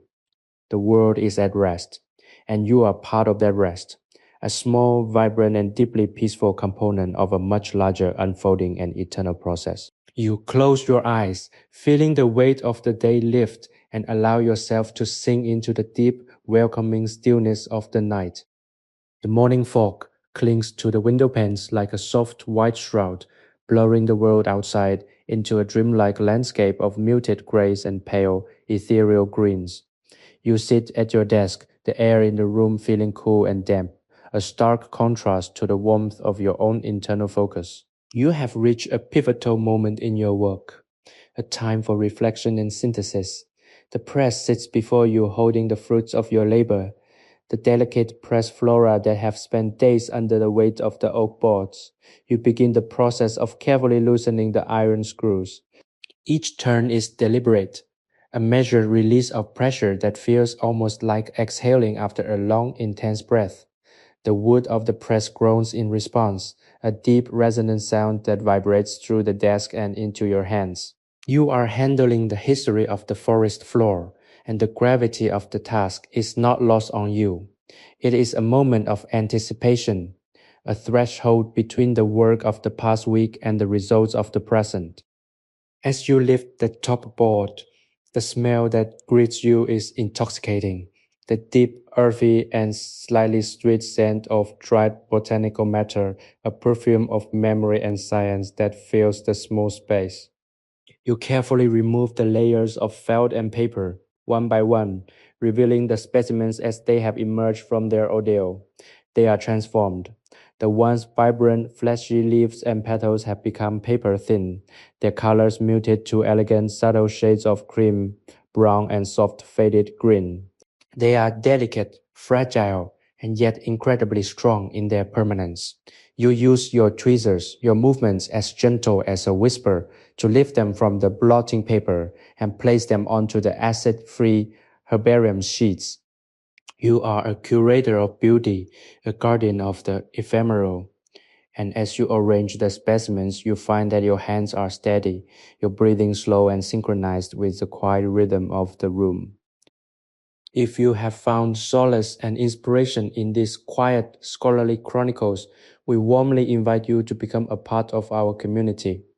Please consider subscribing to our channel where we continue to explore the intersection of history, nature, and the serene art of living. By clicking the subscription button and enabling notifications, you help us bring these stories of peace and reflection to life, ensuring that you never miss a moment of our shared journey through the annals of the past. Your ongoing support is the foundation upon which this platform rests, and we are profoundly grateful for every soul that chooses to join us in this pursuit of tranquility.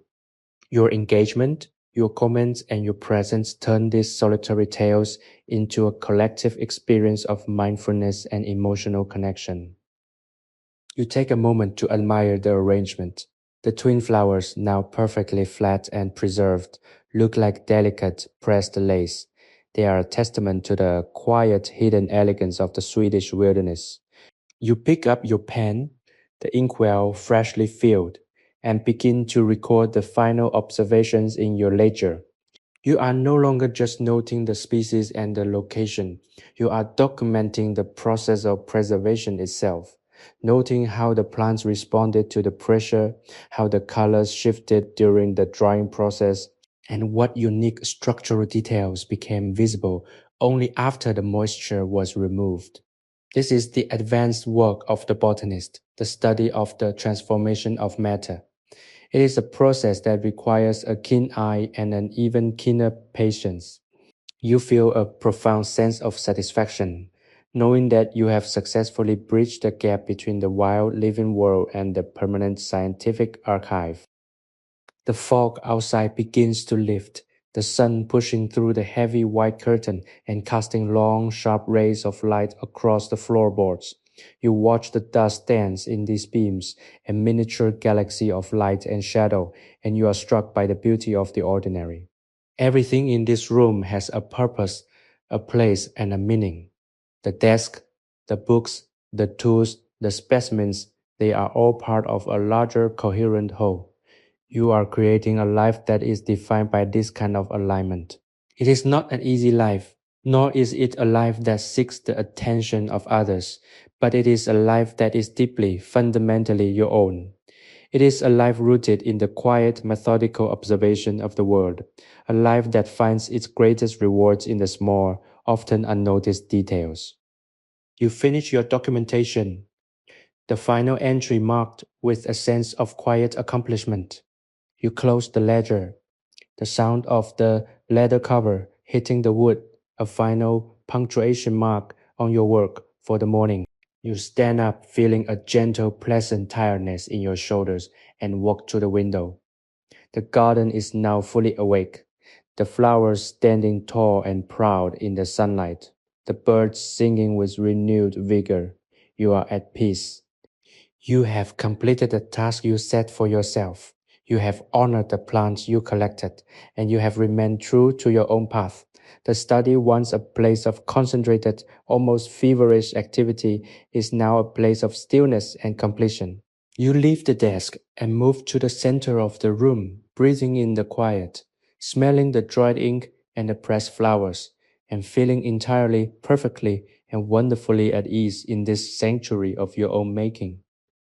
The afternoon has deepened into a rich honey-colored quiet that seems to suspend the house in a state of eternal peaceful waiting. You sit in your chair, the leather worn and softened to the exact shape of your posture, and you find yourself doing something you rarely allow. You are doing nothing. You are not writing, not pressing, not analyzing, and not even reading. You are simply sitting in the presence of your work. The room is saturated with the scent of the dried botanical specimens, a dry, crisp aroma that evokes the high, cool forests of the north. It is a scent that acts as a boundary, separating you from the rest of the world and creating a sensory space that is entirely your own. You watch the way the light catches the silver edges of the tools on your desk, the tweezers and the magnifying glass resting in a stillness that feels heavy and important. You think back on the thousands of pages you have written over the years, the massive sprawling archive of your own observations. If someone were to step into this room and see only the surface, they might see a simple, solitary life, perhaps even a lonely one. They would not see the vast internal architecture you have built, the connections you have made between the soil, the climate, the seasons, and the growth of these tiny, beautiful things. They would not see the way you have learned to navigate your own mind, moving through the thickets of your own anxiety and doubt, with the same steady, observant focus you apply to the plants. This study is the map of that internal exploration, and today, in this quiet golden light, you feel a sense of completion that is both rare and beautiful. You are comfortable in the space you have carved out for yourself. The garden outside is a hive of activity, though you cannot hear the individual movements. You know that the bees are still moving from blossom to blossom, that the ants are navigating their intricate subterranean highways, and that the wind is rustling through the tall green stalks of the summer meadow. It is a world of constant rhythmic and purposeful motion. You are a part of this. You are an observer who is also an element of the system, a witness who has been allowed a seat at the table of the natural world. There is a profound, quiet dignity in this. You are not trying to change the world, nor are you trying to conquer it.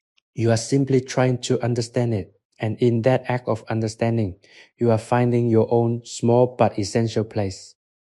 As you look around, you notice the way the light is beginning to shift, hinting at the coming evening. You feel a familiar, soft anticipation for the night. The night is when the true work of the Spirit begins. It is when the noise of the day is finally extinguished, and you are left with the clarity of the stars and the depth of your own reflections. You begin to clear your desk, not with the urgency of someone ending a task, but with the gentle rhythmic motions of someone closing a door on a space that has been well used and well loved. You tuck the pens into their holder, straighten the piles of parchment, and ensure that the ledger is placed securely in its drawer. Everything has its home. Everything is in its place. The order of the room is the order of your life, and it is a source of strength that you draw upon whenever you feel the world beginning to drift out of alignment. You think about the people who follow these accounts, those who find comfort in the imagined, quiet lives of the past. You are crafting a legacy, not of monument or fame, but of stillness and attention. You are showing that it is possible to live a life of depth and purpose without needing to be at the center of the world's attention. You are demonstrating that the most profound adventures are those that take place within the boundaries of a well-tended mind. This is a gift, and it is a gift that you are honored to share. Your own life, with all its simple, repetitive, and deeply meaningful rhythms, is a template for the kind of peace that can be found if only one is willing to look for it. to tend to it, and to protect it from the chaos of the outside world. The last of the sunlight fades, and for a few minutes the room is suspended in the cool blue light of the twilight. This is your favorite part of the day, a transition that feels like a threshold between two different states of being. You rise from the desk, moving through the room with a sense of ease that feels like a quiet internal victory. You have lived this day well. You have remained present. You have honored your duty to the natural world, and you have maintained the sanctity of your workspace. As you reach for the door handle, you cast a final look back at the room, the desk, the cabinets, the pressed flowers, the quiet waiting shadows. It is a place of peace, a place of truth, and it will be here, as steady and as patient as the earth itself, when you return tomorrow to continue the work that gives your life its meaning. The night is calling, and you step out into the hallway, your heart light, your mind clear, and your spirit ready for the gentle, dark, and restorative silence that lies ahead. The twilight has surrendered completely to the deep velvet embrace of the night, and within the study, the world has shrunk to the radius of your single steady candle. This circle of light is your entire universe for the moment, a golden warm island adrift in a sea of cool protective shadows. You sit perfectly still, your hands folded neatly on your lap, and for the first time in what feels like a lifetime of constant observation, you allow yourself to be entirely unobservant. You are not thinking about the classification of the twin flower or the specific chemical properties of the forest soil. You are not planning tomorrow's itinerary or reflecting on the history of the university's botanical collections. You are simply allowing yourself to exist, to occupy the space, to breathe the air, and to let the weight of the day settle into the very foundation of the house. There is a profound, almost sacred quality to this cessation of effort. You contemplate the nature of the legacy you are building. You have often wondered what it would be like if a stranger were to walk into this study 100 years from now.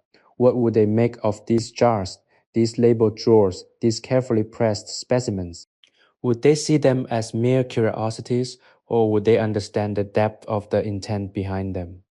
You realize that the value of your work does not lie in how it will be perceived by the future, but in how it has shaped you in the present. The process of gathering, of pressing, of labeling, this has been a continuous process of sculpting your own character. You are no longer the same person who began these studies. You have been refined, honed, and simplified by the very things you have sought to understand. You are a more patient, more observant, and more compassionate human being because of the quiet, persistent demands of this botanical life.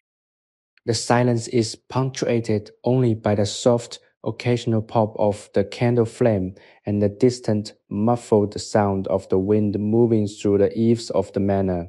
You find this sound, once a potential distraction, to be deeply melodic. It is the voice of the world outside, reminding you of the vast, shifting, and vibrant life that exists beyond your walls. It is a reminder that you are not isolated. You are simply shielded. You are in a place of sanctuary, and the wind, the rain, and the shifting seasons are the reminders that there is a larger, more complex life that you are inextricably connected to. You feel a sense of profound, quiet belonging. You are not a guest in this world, you are a participant, and your work, however modest, is your way of honoring that participation. You think of the many students who have passed through the doors of this university, the ambitious young men and women seeking to leave their mark on the world, to achieve fame, to secure power, and to gain recognition. You have felt those same pressures, and in your younger years, you have pursued those same goals. But you have learned that there is a different kind of power, the power of the observer, the power of the one who is content to sit in the quiet and witness the unfolding of the world.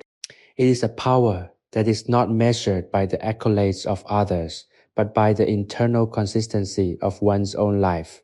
It is the power of being at home in oneself, of needing nothing from the world, other than the opportunity to witness its beauty and to learn its lessons. This is a secret that the world rarely tells, and it is a secret that you have earned through thousands of hours of solitude. You find yourself drifting into a state of semi consciousness where the boundaries between the present moment and the vast history of the botanical sciences begin to blur.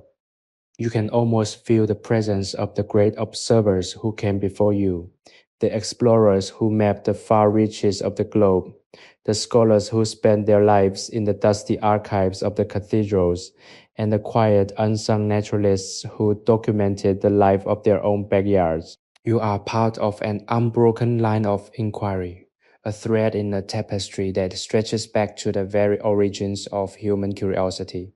This thought is not overwhelming, it is grounding. It provides a sense of continuity that makes the small personal anxieties of your own life seem like the tiny fleeting ripples they truly are. The candle is now a low flickering ember, its light struggling against the rising tide of darkness.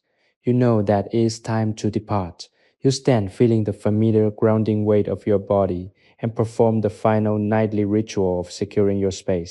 You check the latches, ensure the ledger is closed, and blow out the light with a single practiced breath. The room is instantly plunged into a total velvety blackness, a silence so deep and so absolute that it feels like being wrapped in a soft protective blanket. You navigate your way out by memory, your hands brushing against the familiar wood and stone.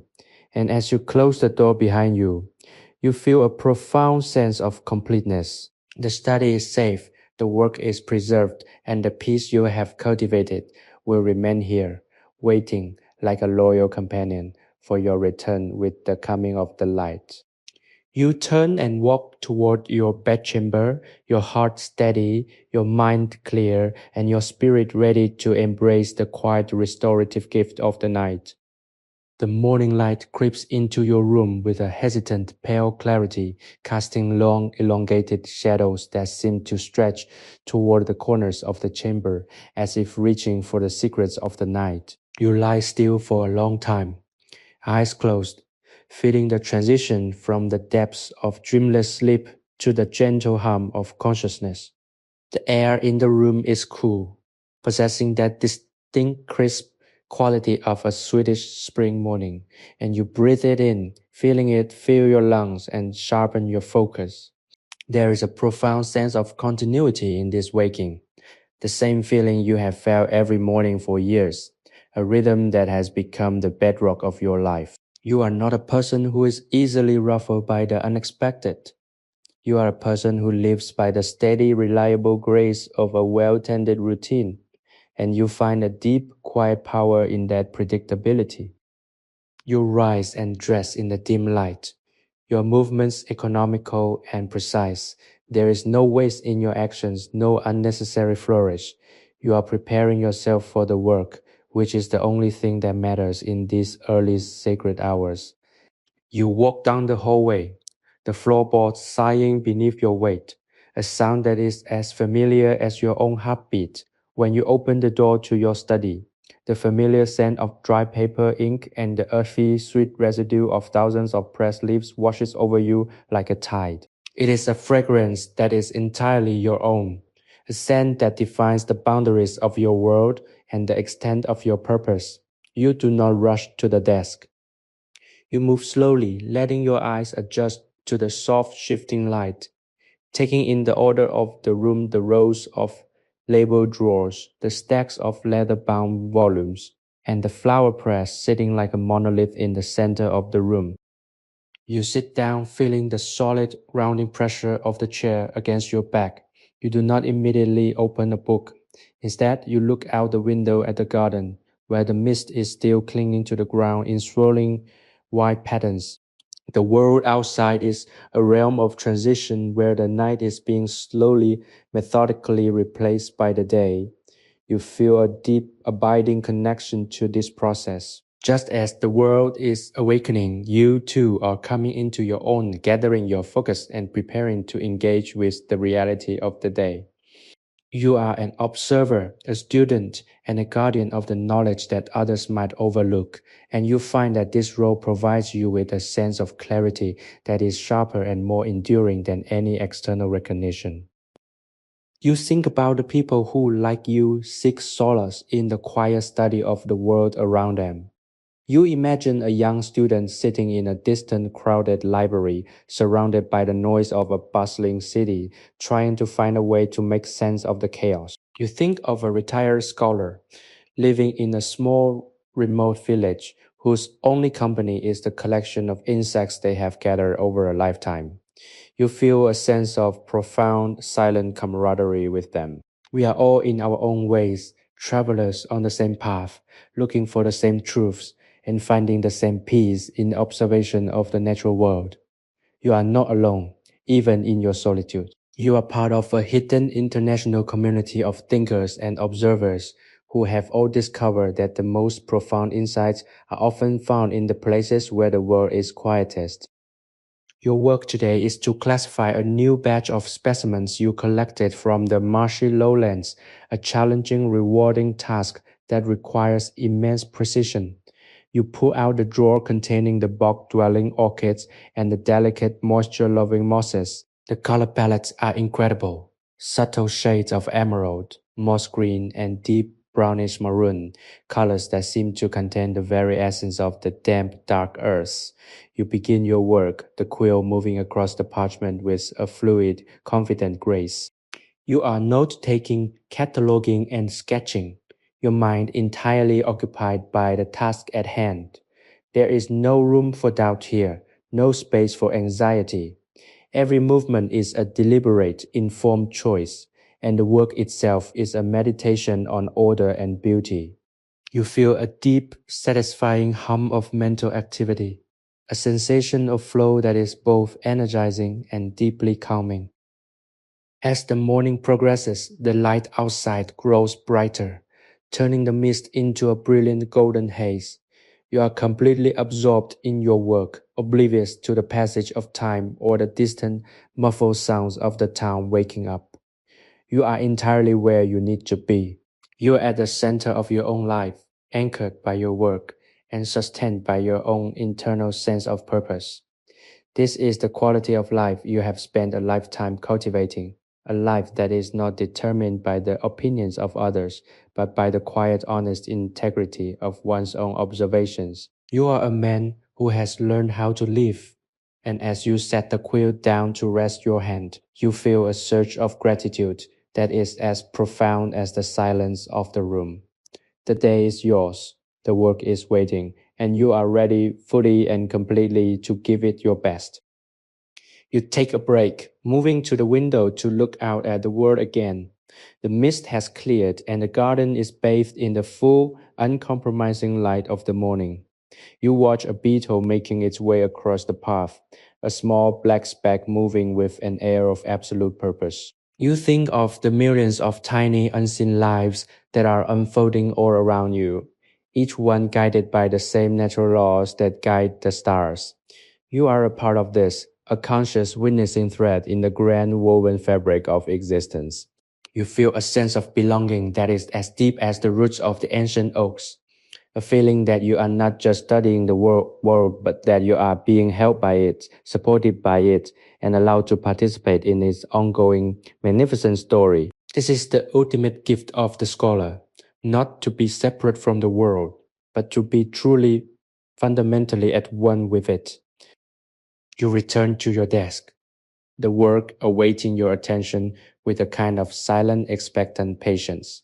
You feel as though you could sit here for 100 years and never run out of things to observe, to document, and to understand.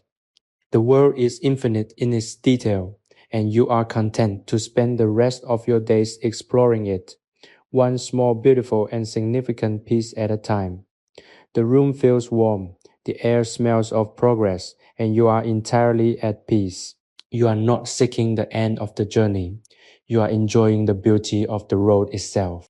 With a deep, steady breath, you pick up the quill, the ink wet and glistening, and you begin the next phase of your study, your heart steady, your mind clear, and your purpose as firmly rooted as the mountain pines.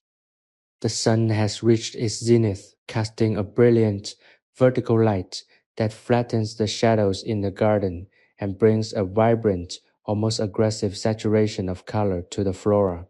You remain in the study a pocket of cool, still air in an otherwise warming world. The transition from the delicate, misty morning to this bright high noon intensity is a shift you have grown to love. It demands a different kind of focus, one that is sharp, piercing, and entirely devoid of the dreamy, reflective qualities of the early hours. You are currently engaged in the micro-examination of a lichen sample, a crusty, stubborn organism that clings to life on the jagged bark of northern birches. Through your magnifying glass, the lichen reveals a universe of intricate architecture, a fractal complexity that defies the naked eye. You are transfixed by its resilience, its ability to thrive in the harsh, thin-air environments of the high mountains, and you find yourself scribbling notes that are as detailed and precise as the structural beauty you are observing. There is a rhythm to this high noon work that is distinctly different from the reflective atmospheric labor of the dawn. It is a period of data gathering, of scientific rigor, of the cold, hard classification that forms the bedrock of the Linnaean system. You feel like a surgeon of the natural world, operating on the specimens with a delicate yet firm hand. Every measurement you take, every description you commit to the page is a building block for the wider understanding you seek to contribute to. You are aware that the world outside is noisy, moving at a speed that often feels frantic and disconnected from the deep, slow time of the forest. Yet, here in the study, you are immune to that speed. You have built a sanctuary where time is measured in the growth of a root, the decay of a leaf, and the systematic observation of a structure. This is your defiance against the chaos, a quiet, stubborn commitment to order, to detail, and to the pursuit of truth. You pause for a moment to stretch your hands cramping slightly from the hours of holding the quill. You walk to the shelves and pull down a volume on the geography of plants, letting your eyes roam over the maps and the detailed accounts of flora from the far reaches of the globe. You are struck by the immense diversity of the earth, the way each species has adapted to its unique, localized climate. It is a lesson in the infinite creativity of nature, a reminder that there is no singular right way to exist. Every plant, every lichen, every fungus is a testament to the success of adaptation, a survivor that has found a way to occupy a niche that no other thing could fill. You feel a sense of profound admiration for this, a realization that your own life is also an act of adaptation. You have adapted to the role of the scholar, to the life of the solitary observer, and you have found a way to thrive in this quiet, specialized corner of the world. The heat of the day seems to press against the windows, a heavy living presence, but inside the study remains a haven. You find yourself reflecting on the nature of the information you are gathering. Is it enough to simply record? Does the act of documentation have an impact on the world, or is it merely an exercise in personal discipline? You realize that your records, however humble, are a way of making the world more legible. By giving a name to the lichen, by describing its unique structural properties, you are helping to create a language with which we can talk about the natural world. You are helping to build the framework that allows others to see what they might have otherwise walked past. This is the true power of the scientist, the ability to translate the raw, overwhelming complexity of existence into a system of understanding that can be shared, debated, and built upon. You return to your desk and pick up the quill, the nib scratching softly against the parchment, a sound that has become the soundtrack to your life. You feel a surge of energy, a renewed sense of purpose that is both physical and intellectual. You are not just working, you are participating in the evolution of human knowledge. You are in your own small and persistent way, contributing to the grand ongoing effort to map the limits of our understanding. This is a task that will never be finished, a pursuit that will span generations, and you are honored to be a part of it. You lose yourself in the details, in the meticulous sketching of a spore-bearing structure, in the careful recording of a growth pattern, and in the quiet, methodical work of putting the word into words. The hours pass, the light outside begins its inevitable slow descent, and you are entirely, perfectly lost in the work. As the sun begins its long golden arc toward the horizon, the study begins to change again, the sharp, piercing white light softening into a warm, inviting amber. You know that soon the day will reach its completion, but for now you remain in the flow of the afternoon. You have achieved a state of work that is almost effortless, a state where the knowledge flows from the specimen to your eyes, to your hand, and onto the page with no resistance. It is the reward for the years of preparation, for the thousands of hours of practice, and for the commitment to the quiet, disciplined life. You are a student of nature, a guardian of the herbarium, and a person who has found the greatest treasure of all, the ability to be fully contentedly present in the work that matters most to you.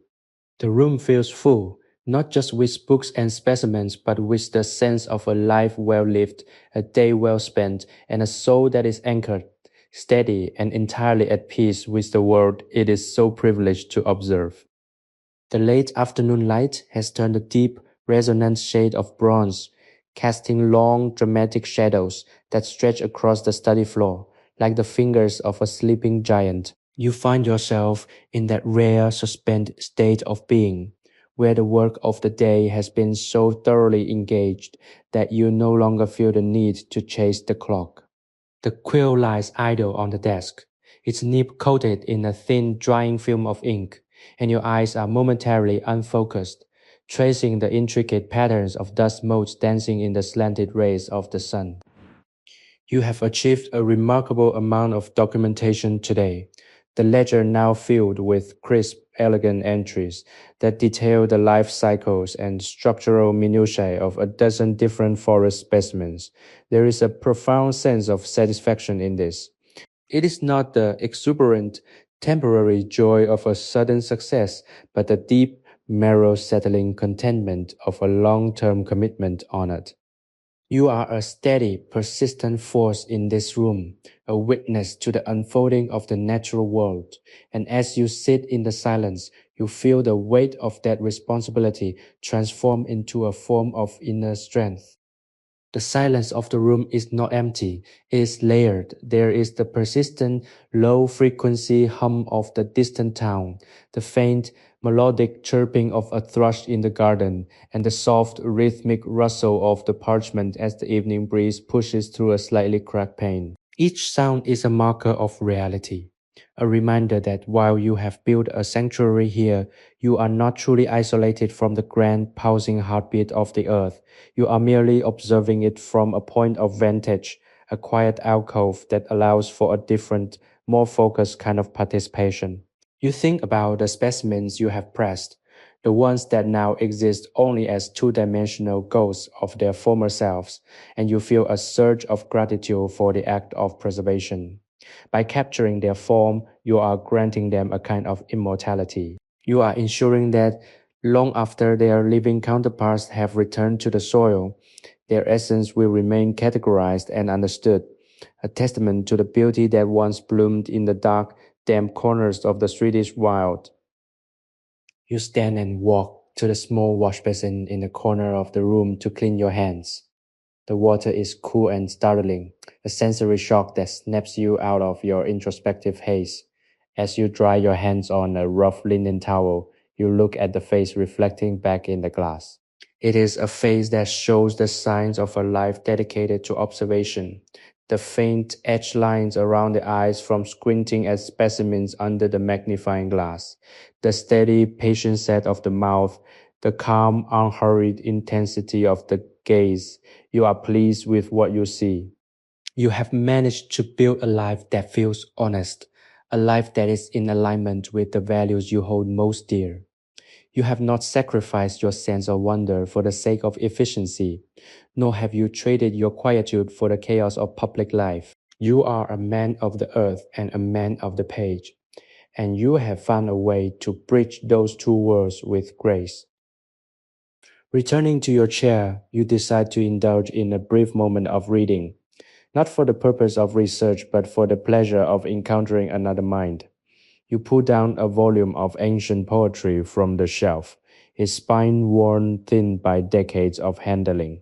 You open it to a favorite passage, one that speaks of the change of seasons and the enduring cyclic beauty of the natural world. As you read, the words seem to resonate with the very air of the study. They echo your own experiences, your own observations, and your own deep, abiding love for the textures and colors of the landscape. You realize that you are part of a long, noble tradition of people who have found in the quiet observation of nature a sense of belonging that is far more meaningful than any social status or material success. You are part of an invisible, timeless fraternity of the observant, and that thought fills you with a quiet, persistent, and immovable sense of peace. The shadows are deepening now, the golden bronze of the afternoon shifting into a cool, contemplative indigo. You recognize this as the signal to conclude the day's physical work. You carefully stack your ledger and your journals, aligning their edges with the precision of a master craftsman. You check the flower press one last time, ensuring that the tension remains consistent, and you cover it with a heavy woven cloth to protect it from the dust of the night. These are not merely habits, they are rituals, the small repetitive actions that keep the soul aligned and the mind prepared. You have discovered that when you treat the mundane acts of your life with respect, the entire experience of living becomes a form of sacred, meaningful art. You are not just a botanist, you are a curator of your own existence, and you take great pride in the way you have arranged your days. As you prepare to leave the room, you pause at the threshold, holding the candle that will light your way to the rest of your evening. The study looks different in the dark, the cabinets and the shelves becoming silhouettes against the dimly lit walls. It looks like a place of ancient knowledge, a treasury of secrets waiting to be whispered. You feel a deep, abiding respect for this space, for the years of work it has facilitated, and for the peace it has provided. You close the door with a quiet, soft click, the sound resonating through the silent house, and you walk down the hallway, the candle casting a small, persistent sphere of light against the encroaching darkness. Your heart is full, your mind is quiet, and the day, with all its tasks and its gentle, beautiful revelations, is finally perfectly complete. The night has draped itself over the manor, heavy and still like a velvet cloak that muffles the remaining sounds of the world and invites the inhabitants of this ancient wooden structure into a deeper, more profound kind of rest. You move through the house, your footsteps familiar and rhythmic on the polished oak, feeling the cool air of the evening settling into the corners and the hallways. You reach your bedchamber, a room that serves as a secondary sanctuary, a place where the scholarly rigors of the study are left behind, replaced by a quiet, almost monastic simplicity. The bed is a wide, inviting expanse, the linens pressed and smelling of fresh lavender and the crisp, lingering scent of the evening air that drifted in earlier through the open window. You set the candle down on the nightstand, its flame flickering once before settling into a steady, contented glow that casts long, dancing shadows against the walls. As you undress, you find your thoughts naturally drifting back to the events of the day, not as a ledger of tasks to be checked off, but as a series of images and sensations that you want to hold on to for a little while longer. You think of the way the light caught the edge of the lichen sample under the magnifying glass, the sheer defiant complexity of its structure, and you marvel again at the persistence of life in even the most inhospitable environments. This is the heart of your obsession, the root of your dedication. It is the realization that the world is far more resilient, far more inventive, and far more beautiful than we often give it credit for. You are a chronicler of this resilience, a witness to the subtle, slow motion dramas that occur in the hidden corners of the forest, and you feel that your life, in its quiet, consistent way, is a mirror of that same persistence.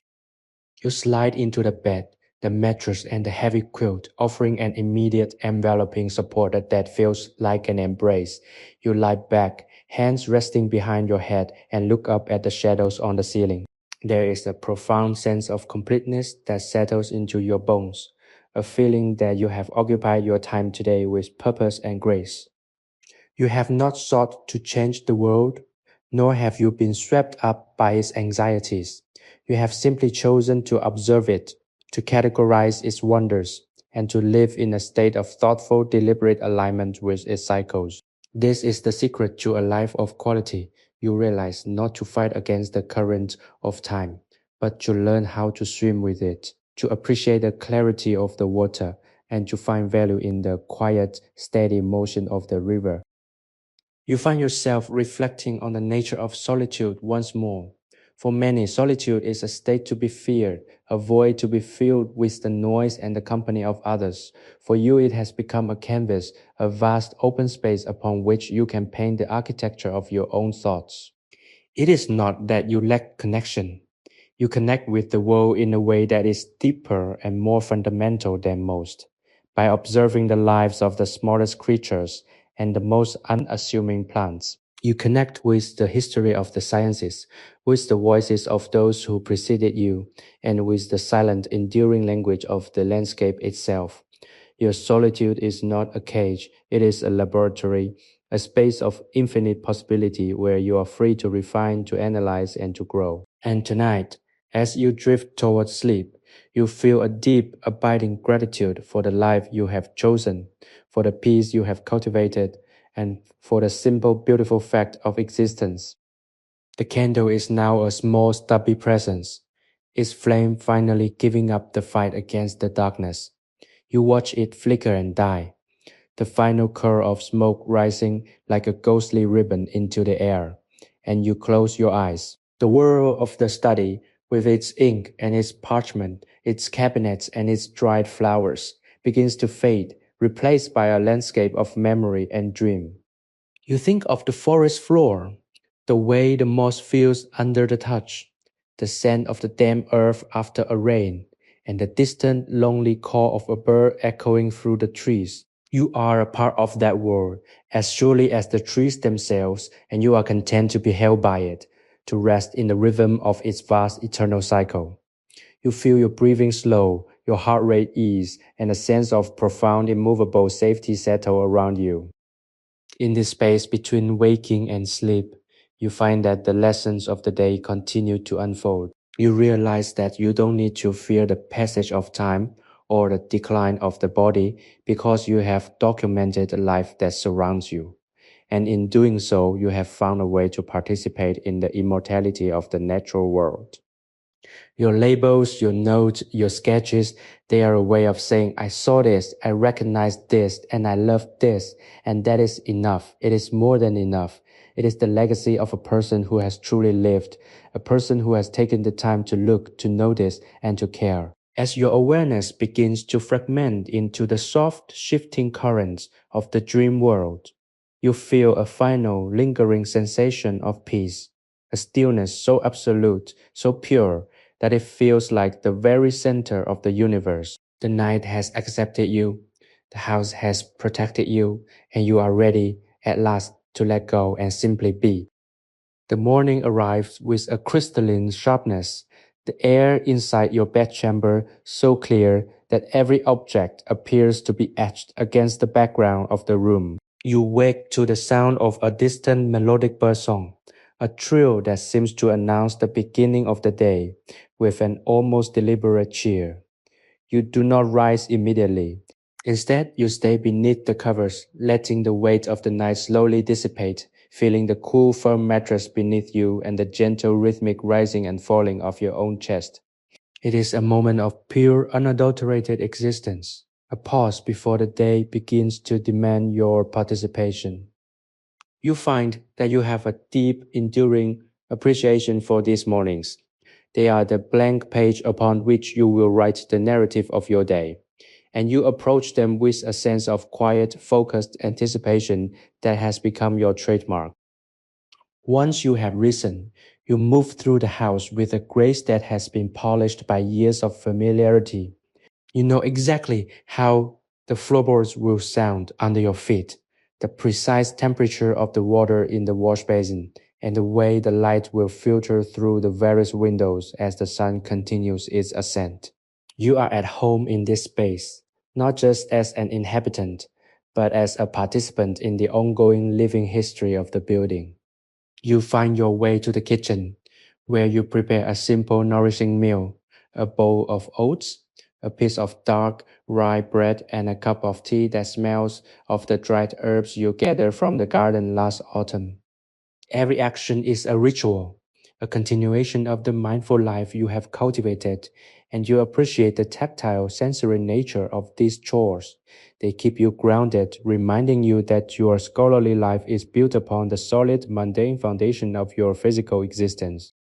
As you finish your breakfast, you head toward the study, the door awaiting you like the entrance to a familiar sacred temple.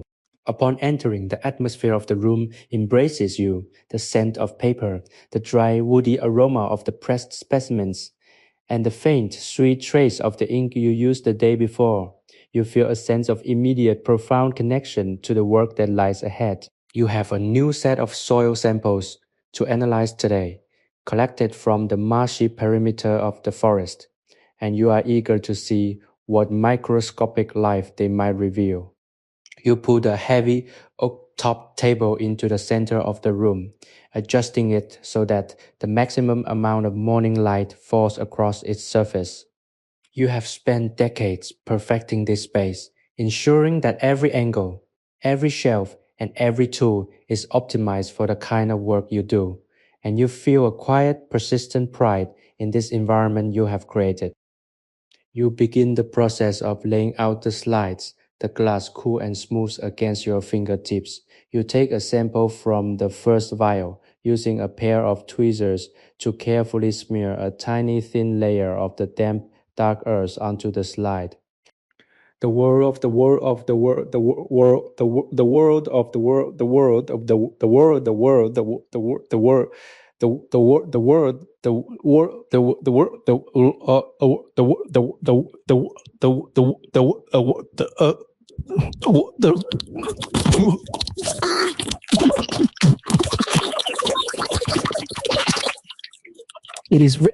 it is love.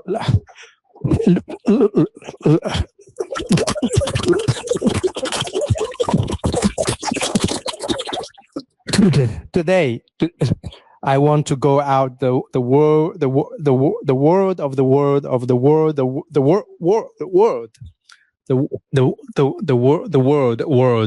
the world.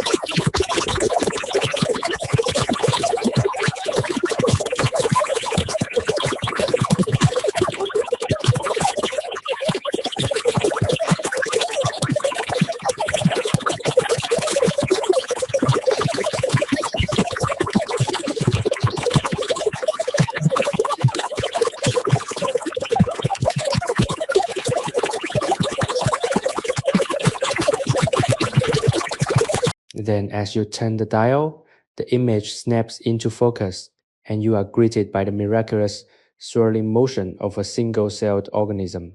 It is a world of wonder, a miniature universe that exists right beneath our feet, largely invisible to those who do not take the time to look.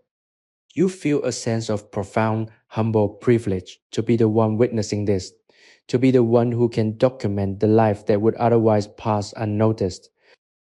As you spend the morning in this intense, microscopic inquiry, you find your mind operating in a state of flow that is both meditative and profoundly productive.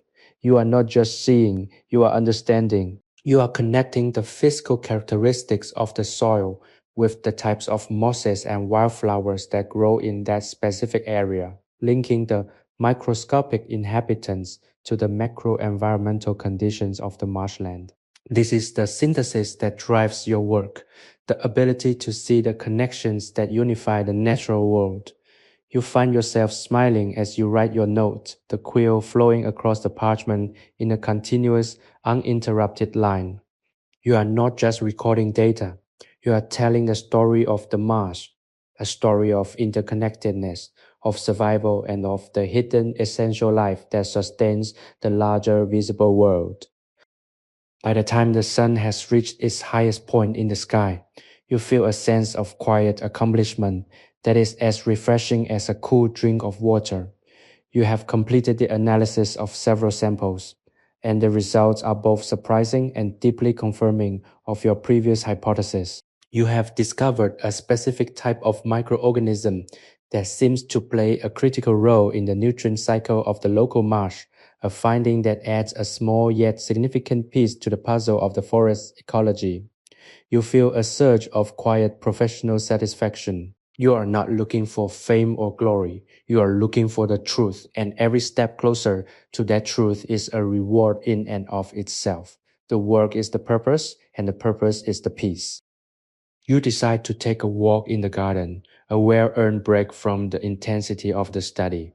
The sun is warm on your skin, and the air is alive with the hum of bees and the fluttering of butterflies. You walk the perimeter of the garden, noting the progress of the flowers, the way the buds are beginning to swell, with the anticipation of the next bloom. You feel a deep, abiding connection to this space, a sense that you are not just an observer of the garden, but a part of it.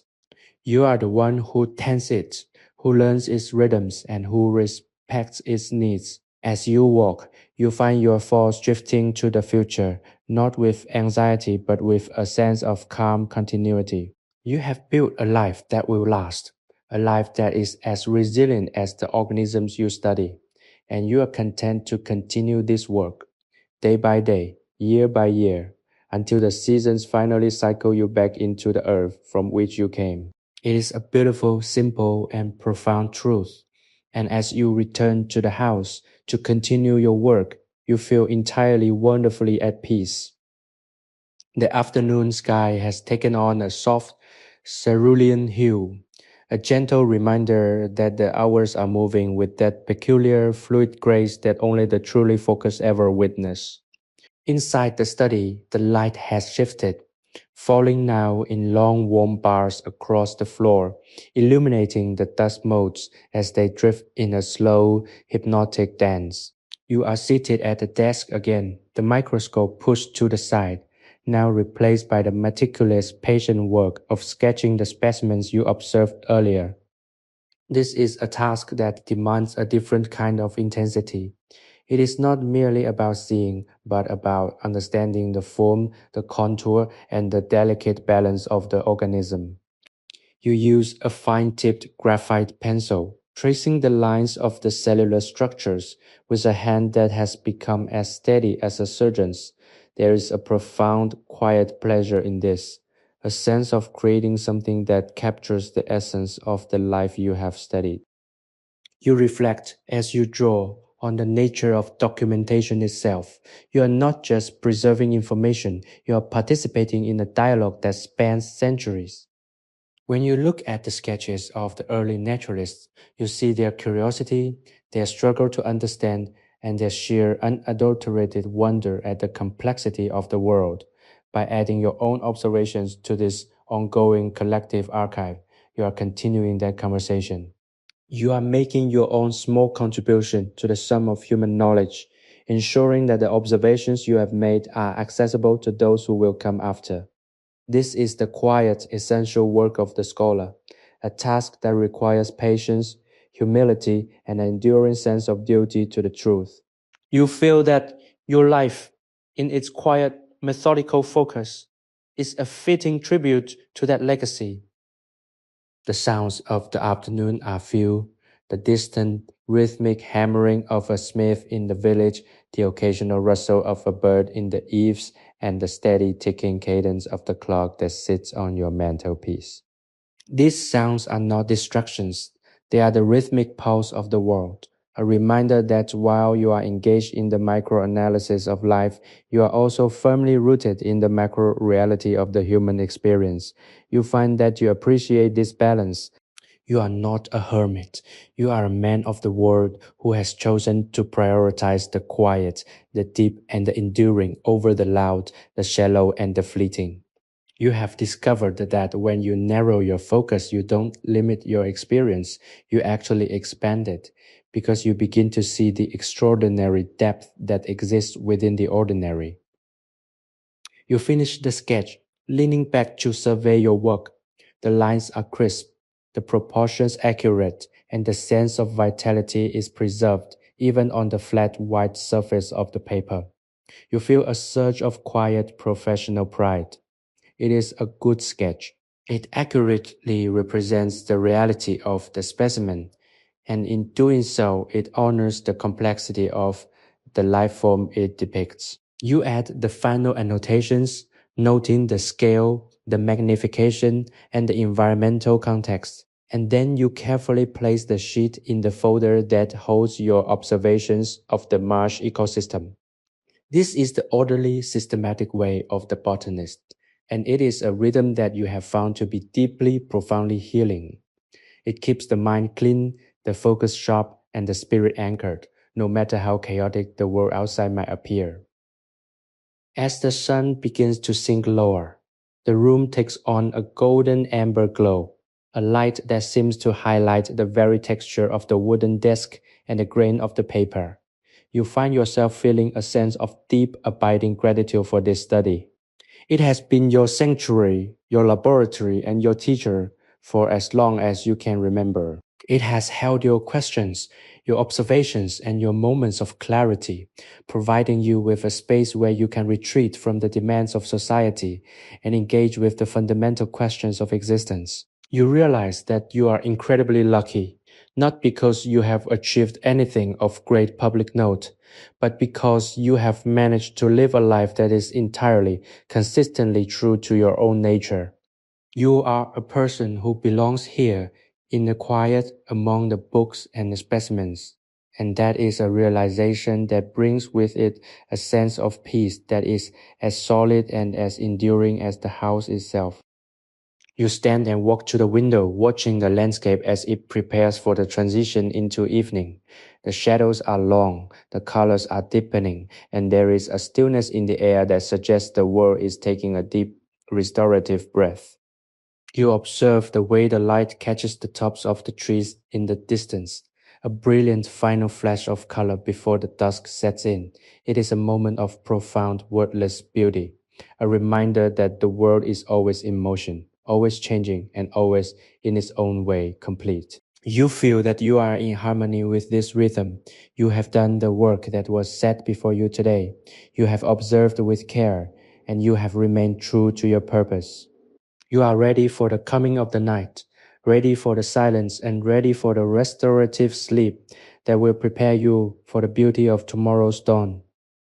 You turn from the window, feeling your heart at rest, your mind clear, and your spirit entirely at peace with the quiet, methodical, and truly beautiful life you have chosen to live. The transition from day to evening is a slow, symphonic affair that you have come to treasure above all other times of the day. As the sun dips behind the horizon, the sharp, defining lines of the world begin to soften, and the harsh white light of the afternoon is replaced by a gentle bruised violet that seems to settle over the study like a velvet shroud. You sit in your chair, no longer working but simply existing in the space you have cultivated. The room is quiet, save for the occasional subtle settling of the floorboards as the house cools down from the heat of the day.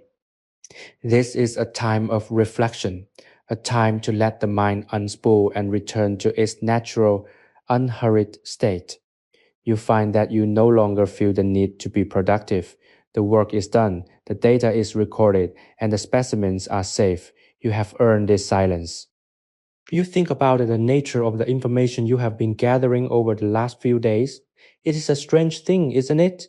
To dedicate one's life to the study of things that have no interest in being studied. The lichen, the moss, the orchid, they do not care about your labels or your binomial names. They do not care about the order you seek to impose upon them. They simply are. And yet, in the act of studying them, you find yourself becoming more aware of your own existence, more attuned to the rhythms of life that exist both within and without these walls. It is a paradox that you have learned to live with comfortably. The more you try to categorize the world, the more you realize that the world is inherently, beautifully, and infinitely beyond any category you can create. This realization does not bring frustration, it brings a profound sense of awe. Your eyes trace the familiar contours of the bookshelves, the spines of the volumes catching the last of the fading light. There are books here that you have read a dozen times, books filled with the observations of explorers who trekked across tundras and through tropical jungles, people who saw things that you will only ever know through the medium of their descriptions. You feel a sense of kinship with them. They too were people who were driven by an insatiable need to see, to record, and to understand. They too felt the pull of the unknown, the desire to step beyond the edge of the map and see what lay on the other side. By surrounding yourself with their words, you are never truly alone. You are in the company of the curious, the persistent, and the brave, and that company is a source of strength that you draw upon whenever the weight of your own solitude begins to press a little too heavily. The air in the room has grown noticeably cooler, and you finally reach for the candle on the desk. With a steady hand, you strike a match. The sudden flare of light, a stark, dramatic intervention in the deepening gloom. The flame catches, and a small flickering circle of golden light expands to fill the immediate area, casting long, wavering shadows against the books and the cabinets. You watch the smoke curl upward, a thin gray thread that disappears into the darkness of the ceiling, and you feel a sense of profound quiet contentment. This is your space. It is a space of work, yes, but it is also a space of rest, of contemplation, and of deep abiding connection to the world around you. You have created a life that is as intentional as it is simple, and in this moment, you would not change a single detail of it. You think about the people who live in the town nearby, those who are currently sitting down to their evening meals, those who are laughing, those who are worrying about the future, those who are lost in the immediate, often messy dramas of their lives. You feel a sense of empathy for them, a connection that persists despite your physical distance. We are all living our lives in the best way we know how, or trying to make sense of our experiences, or seeking a little bit of peace in a world that is often chaotic and unkind. You have found your peace here in the quiet of the study, and you hope in some small indirect way that your own commitment to quietude and observation contributes, however invisibly, to the balance of the world. By being a person who is at peace, you are perhaps in some tiny measure helping to make the world a slightly more peaceful place. The evening is now fully upon you, the world outside the window reduced to a vast, star-dusted abyss. You stand up, feeling the slight, comfortable stiffness in your joints, and perform the final nightly ritual of your routine. You straighten the desk, ensure the inkwell is kept, and check the latch on the window one last time. Every action is deliberate, a way of honoring the space and the work that took place within it. You are not just closing up for the night, you are sealing the day's accomplishments in the amber of your memory. You are preparing the space to be ready for you when you return. A commitment that is as much about respect for the room as it is about your own discipline. As you walk toward the door, the candle flame casting a small persistent sphere of light against the encroaching darkness, you pause at the threshold. You realize that your life has become a beautiful unfolding manuscript, with every day a paragraph written in the ink of patience and observation. You have learned that the greatest discoveries are not found in the grand gestures, but in the soft, persistent whispers of the natural world. The way a bud turns toward the light, the way a root finds purchase in the hardest earth, the way a season gracefully concedes to the next. You turn and blow out the candle, the room plunging into a soft, velvety blackness that feels less like an absence and more like a gentle, universal embrace. In the dark, you are not alone. You are at one with the rhythm of the manor, the pulse of the forest, and the turning of the stars. You walk toward your bedchamber with a light step, your heart completely unburdened, finally understanding that your purpose was never to capture the world, but simply to love it by witnessing its quiet, infinite splendor. With a final contented sigh, you surrender to the night, knowing that you have lived well and that in the grand, magnificent design of things, your quiet, observant life is a perfect, enduring, and beautiful note in the eternal song of existence.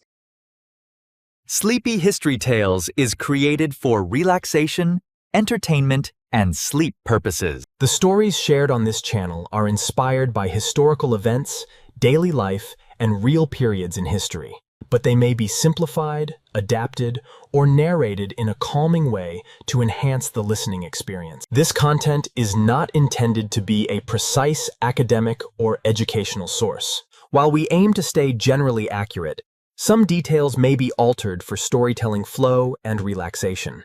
Please do not rely on this channel as a primary source for historical research or study. By listening, you acknowledge that this content is designed to help you unwind, relax, and fall asleep. Thank you for your understanding and support.